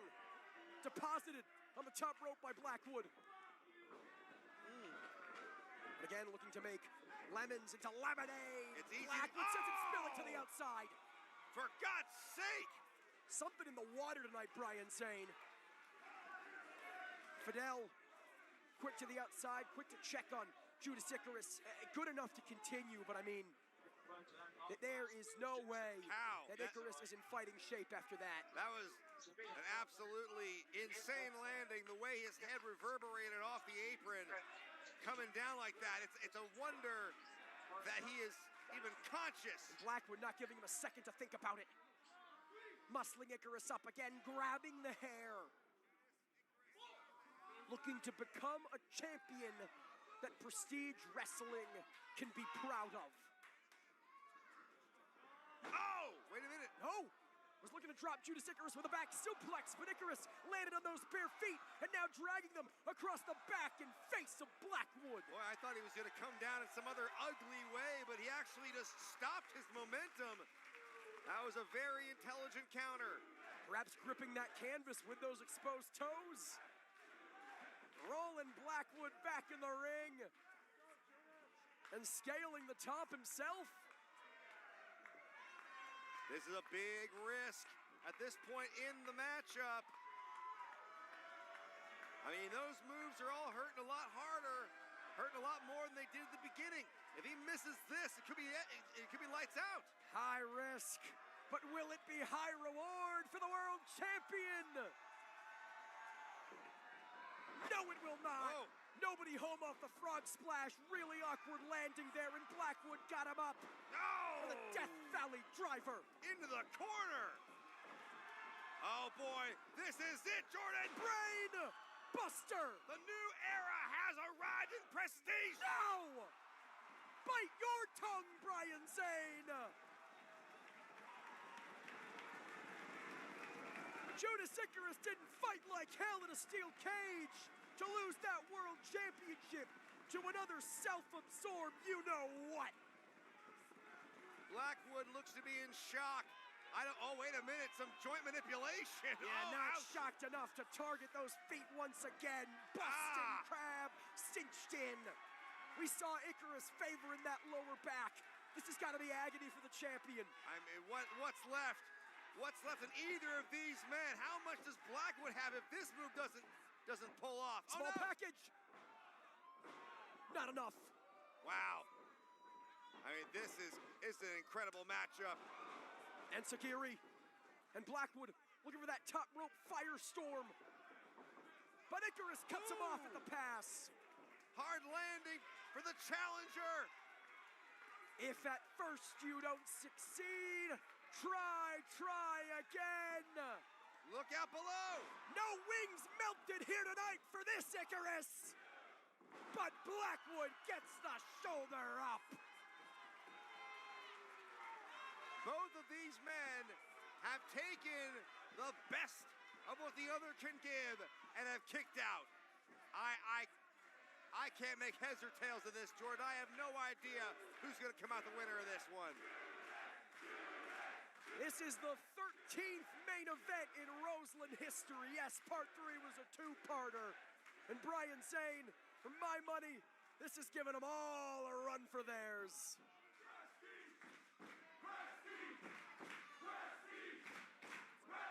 You said it, Jordan. I mean, the proof's in the pudding. You listen to this crowd, they've been on the edge of their seat. Ah, but Icarus's back just gave out, man. They've been on the edge since the beginning of this evening, and they are waiting with bated breath to see how this match is going to play out. I mean, Brian, what is Icarus meant to do?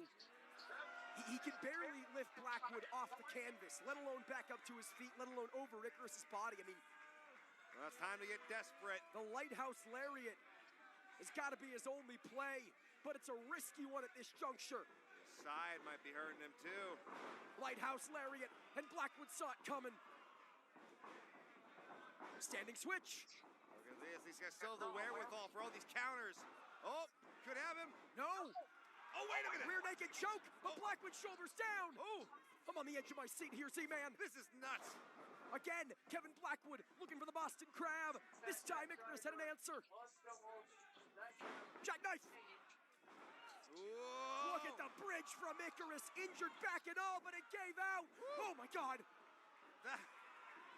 Boy, we almost saw a new champion right there. Almost only counts in horseshoes and head. Jesus Christ. Ugh. Neck first on the turnbuckle. Oh! Bicycle kick in the corner. That's gotta be it. That's gotta be the end. No, again with the bridge. Are you kidding me? Judas Icarus is Prestige Wrestling, and it's the Prestige faithful that are willing Judas Icarus on. No! Knee to the neck. He's out. He's out cold. Oh, I thought that was going to cost him. He didn't have eyes in the back of his head, and that almost cost him the title. You and everyone in the Roseland Theater, and if that didn't, this damn sure will. Blackwood from the top. He's got him in his sights. Firestorm, no! Oh, he landed clean on his feet. And Icarus with a super kick. This flurry of offense. Oh, it's incredible! Went for the Lighthouse Lariat, but Blackwood with a lariat of his own. And again, back to the top rope. He saw it coming. He's calling his shot. Firestorm to the injured back. There we go. Now it's happening. No! Are you kidding me? You cannot beat Judas Icarus. 364 other days of the year, maybe, but not tonight. Not in the main event of Roseland. Not with the title on the line. As Icarus crawls towards that bottom rope. Oh, look at that torque he's adding. Might be trying to bring the knee down. Looking to tame some lions, perhaps, but Icarus able to reach the ropes, able to force the break. This is what professional wrestling is all about, Z-Man. This right here, this is why we tune in, man. I don't know what Kevin Blackwood's got to do at this point. He's hit him with just about everything. How can either man continue after this? I mean, this is a match that could shorten careers. That is just what the Prestige Wrestling World Championship means to both of these men. For Blackwood to capture it, for Icarus to retain it. To end this era of Prestige Wrestling as the king of the mountain. Icarus can't even stand, man. The onslaught to that back is just too much. I said earlier, at a certain point, the heart and the soul and the fighting spirit gives out. Certain point that the physical body can't take anymore, that point has come. And Blackwood, he's got to be salivating at the chance now. Wait a minute, what? A water bottle from a fan at ringside. He doesn't do it for himself. Judas Icarus does it for Prestige Wrestling. And the Roseland faithful, they are Prestige Wrestling. Where's Blackwood's water? Hit him with your best shot, Blackwood. Bicycle kick.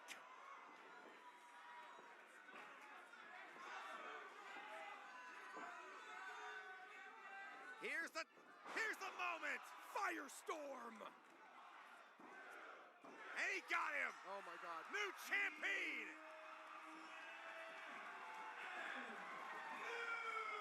Prestige Wrestling World Champion, Kevin Blackwood. Jordan Castle, I've been saying it, I've been singing it from the rooftops for damn near a year, probably more than that.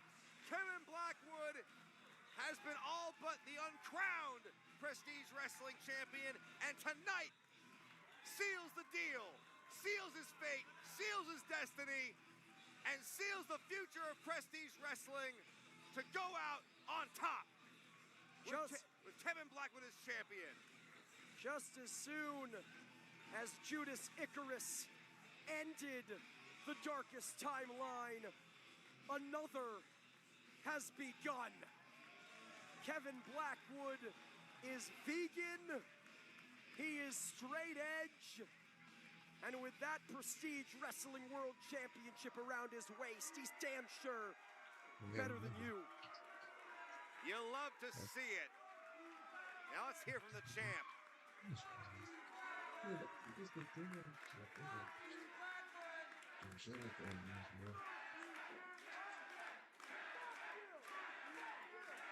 As for you, I see you all over my Twitter. Yeah, I see you still can't grow a real beard. It's not easy always being right. That's why you guys are so mad at me. That's why you decided you hated me so much. It's because I'm right and you feel guilty about it. I was right when I asked for one single night free of animal death. Free of you fucking people drinking yourselves to death. That's the theme, isn't it? Death. And I was right when I said I was gonna come here tonight and I was gonna become your new Prestige Wrestling World Champion.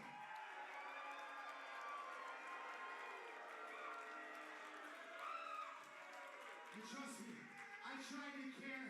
I tried to care about you people, but you don't give a shit about yourselves.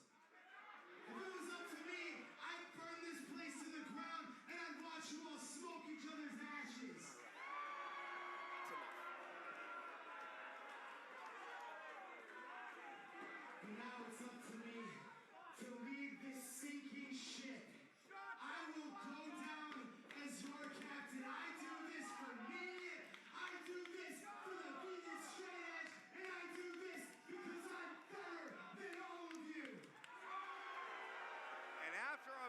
like that, who's going to tell him otherwise? Hold on. Hold on just a minute. What?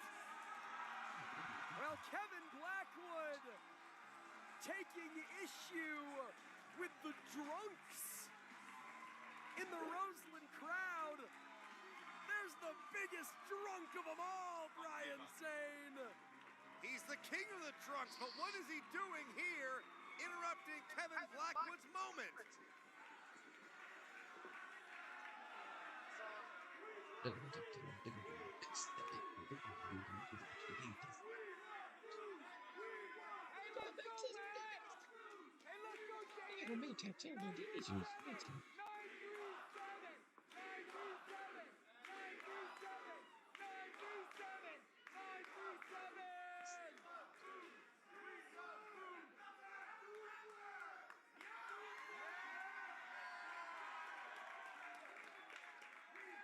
Well, each man has something in their hand, but guess which one is worth more? Oh. Message sent from our new world champion. Talk about new. Brian Zane, Matt Brannigan, Prestige Wrestling World Champion. After victories over the likes of Matt Cardona and Danhausen, I sure as hell don't mind the sound of that. Oh, is that all it takes? I'm sorry, but you look at the resume of Matt Brannigan and Kevin Blackwood, it's totally different. There's no way. There's no way we will see this man as Prestige champion. We have a new Prestige Wrestling World Champion. And though the future is uncertain, Matt Brannigan hopes to once again end a darkest timeline. For Brian Zane, I'm Jordan Castle. This has been Prestige Wrestling Roseland 12. We thank you so much for joining us, and we will see you next time. Good night, everybody.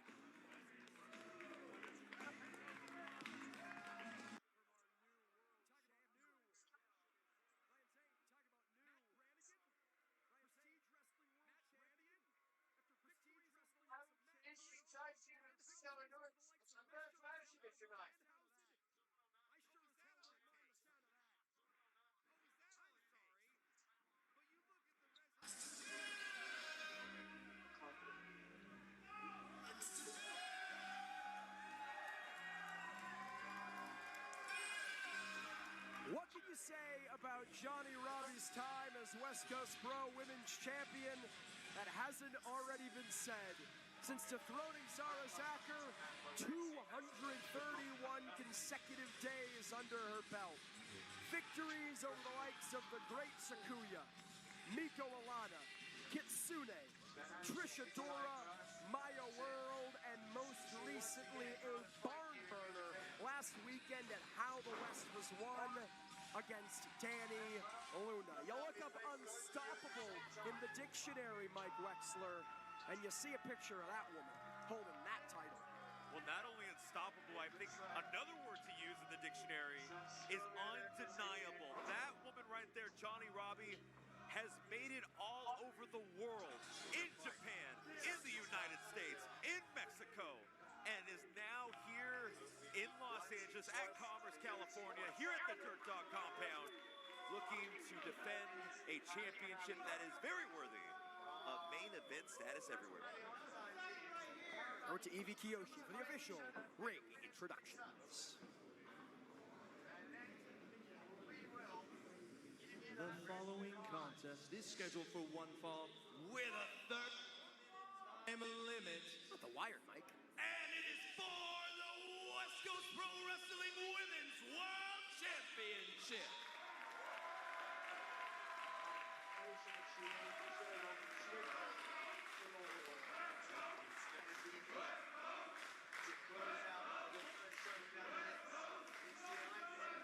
Introducing first, the challenger to my left.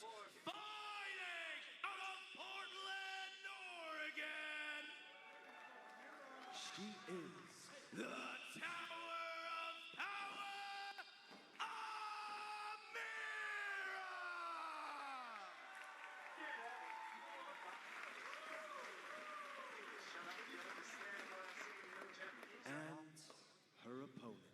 To my right. Fighting out of the SGV Bassett, California. She is Your West Coast Pro Wrestling Women's World Champion, Johnny Robbins!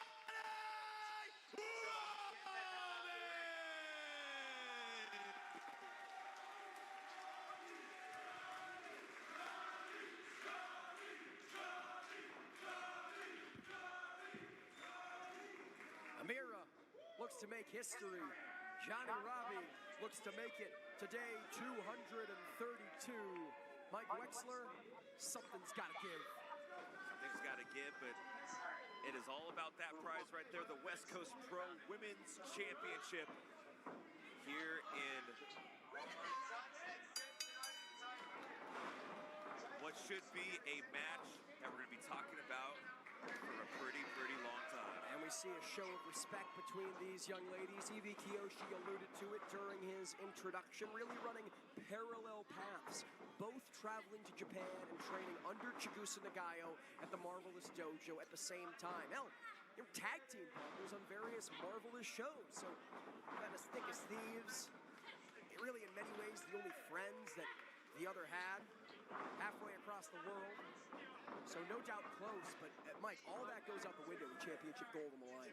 I mean, the focus when it comes to championship gold on the line happens to be how quickly can I defeat my opponent? How quickly can I either retain or become the brand new West Coast Pro Women's Champion? For Johnny Robbie, for the champion, you got to think that I got to do everything and anything to keep the title around my waist. I'll make a small amendment to my earlier point. It doesn't all go out the window. You're not going to take it easy on someone because they're your friend. You're not going to give it to them lightly.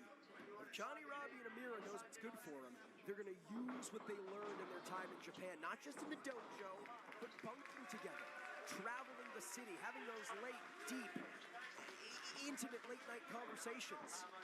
They're going to use that to strategize against their opponent, to find holes in their game, to fine-tune their own game. Feeling out process here. It's worth pointing out that last time these two squared off in singles competition outside of West Coast Pro or Prestige, Johnny Robbie victorious. Likewise, Amira trying to find herself in Prestige, losing the Prestige Wrestling Tag Team titles alongside Ultra Power partner Jaden, losing a DPW Women's World Championship match to Nicole Matthews on that very same event. Johnny Robbie with the aforementioned successful defense over the Afro-Punk Trisha Dora.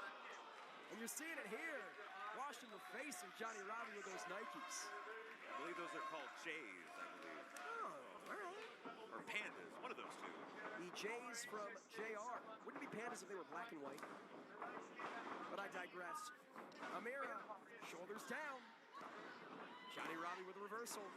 Again, they know each other so well, Mike. Johnny Robbie and Amira, not just training together in the dojo, but living in another country together, eating together, sleeping in the same place, becoming the best of friends. Tit for tat here are Amira and Johnny Robbie, so evenly matched. Again, that familiarity coming out in spades as Amira looks for the advantage. Flurry of splashes here into the uppercut. This is classic Amira, Wexler. She is definitely having the crowd here in Commerce, California on her side with full speed ahead. Cannonball there from Amira.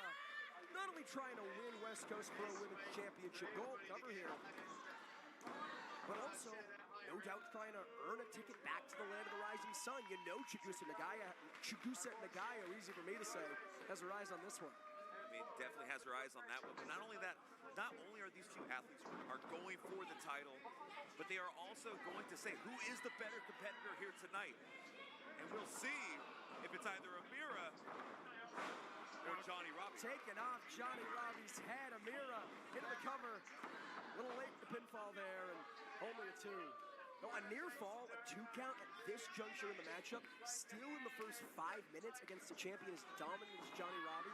It speaks to the ability of the challenger, Amira. Amira has been in there with the absolute best of them in all of Portland and the Pacific Northwest. We'll We'll see if she can add Johnny Robbie to that victory list. A devastating thud to the chest of Johnny Robbie. Make no mistake, you might think that sometimes a chop isn't devastating without a sound.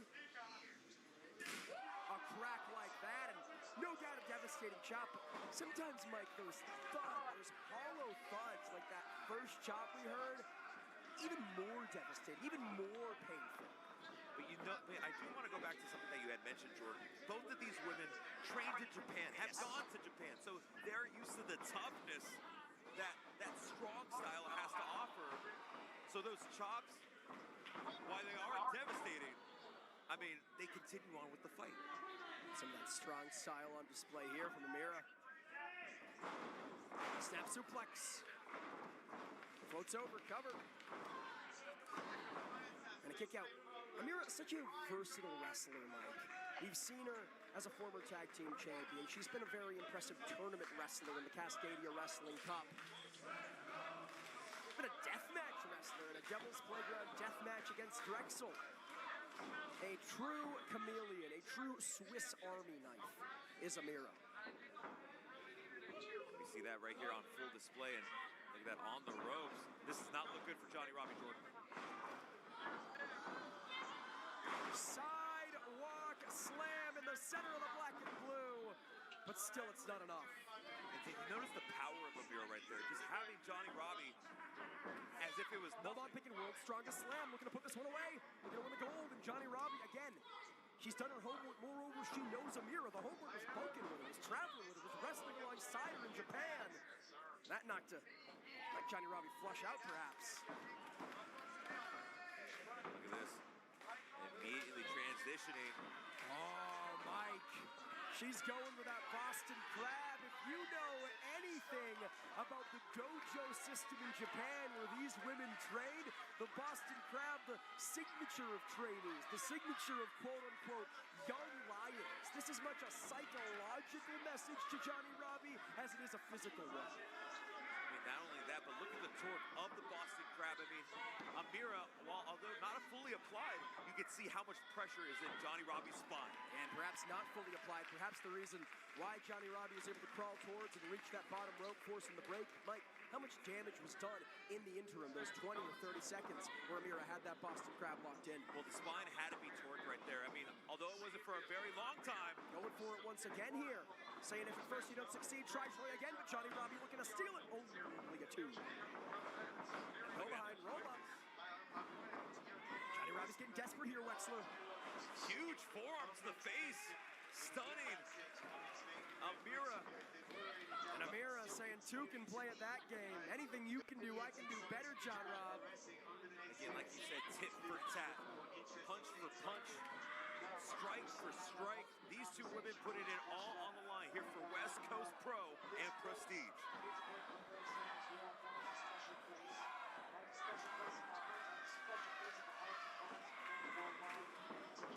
For a second there, I thought Johnny Robbie was going to come out on top of a slugfest against the Tower of Power, and Amira saying not today.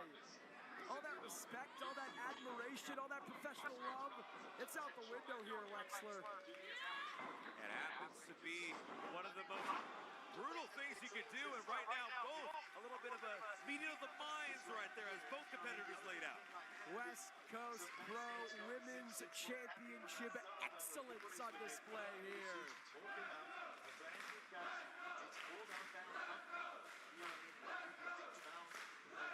And again, Mike, elephant in the room as Prestige enters its twilight. Amira, a pillar of Prestige wrestling, not so much West Coast Pro wrestling, but if she captures that West Coast Pro Women's Championship tonight, not just a notch on her belt, it also guarantees her future bookings in San Francisco, in Oakland, here in Los Angeles.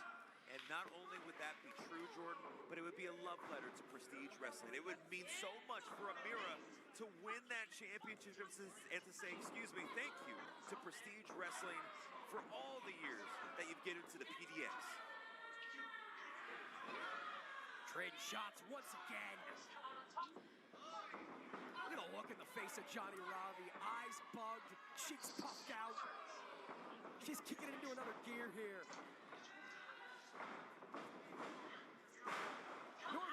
suplex. Not going for the cover, instead maintaining hold of Amira. Fisherman's this time. Still not enough. Maybe learn that one from old Seabass Finn at the NJPW Academy.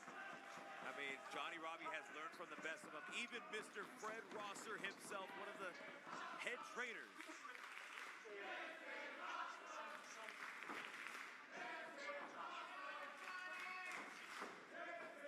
Awesome though it may be, Johnny Robbie wants to seal the deal. Coming from Amira. Oh, Amira nearly captured that women's title. Got Johnny Robbie popped up, but Johnny, thinking Pepsi twist.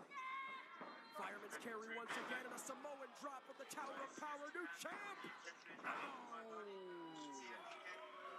What does Amira have to do here, Wexler? She has to continue on to the attack. Use that power to her advantage. I mean, you saw with that Samoan drop, that big thud to the canvas got Johnny Robbie startled. You have to keep it going. Maybe even go for a German suplex. Yeah, but Johnny Robbie's dead weight here. She's exhausted, damn near knocked out cold. Amira finally gets her up, but Robbie suckers her in for a cover. Oh, the two. And look at that.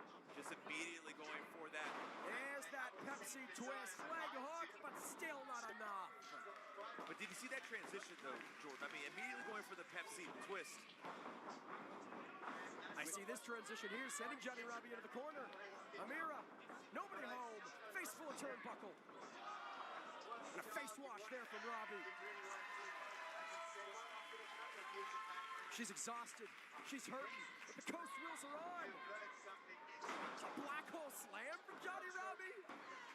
And a kick out from Amira, but now I've seen it all, Mike. Again, I have to repeat it like I have all night, Jordan. Innovative offense. That is what's been displayed here for Prestige Wrestling and West Coast Pro.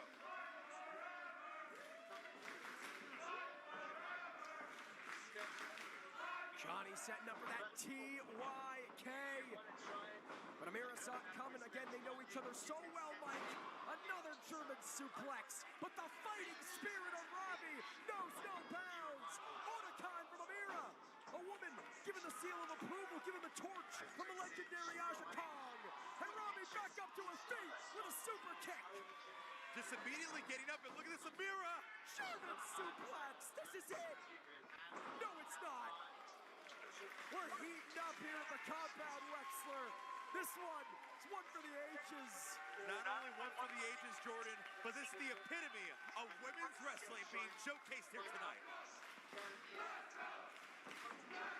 Amira setting up for the world's strongest slam, but Johnny Robbie with the shoulders down. Really crying here is Johnny Robbie. So desperate. TYK means 1, 2, 3.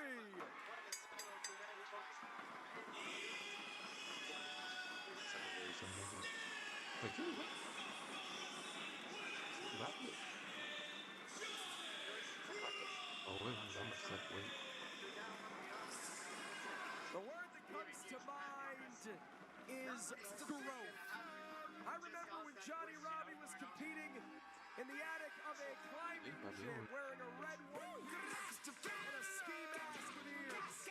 I remember when Amira was working security at Roseland events, driving people from the Portland airport to the hotel. Now, Oh my here god, I they keep getting one stand. view. I Robbie get may 2 of retain the 3 gold, Wait. but these are two bona fide It's still like 1 view. superstars. The same thing can be said to Amira. She put it all on the line here tonight. She put her heart and soul into getting that West Coast Pro Women's Championship. And you got to believe that that performance right there by Amira was a love letter to One Prestige Wrestling. And speaking of One Prestige Wrestling, we still have the Prestige Wrestling World Championship up for grabs later on tonight. Kevin Blackwood defends against the man he defeated for that gold. And Judas Nicholas, that, as well as the West Coast Pro World Heavyweight Tag Team titles up for grabs, coming at you right after this. I'll tell you this much. Utah Ice has a lot of passion for professional wrestling. And that's something that has been sorely needed in all walks of this sport, whether it be in its organization here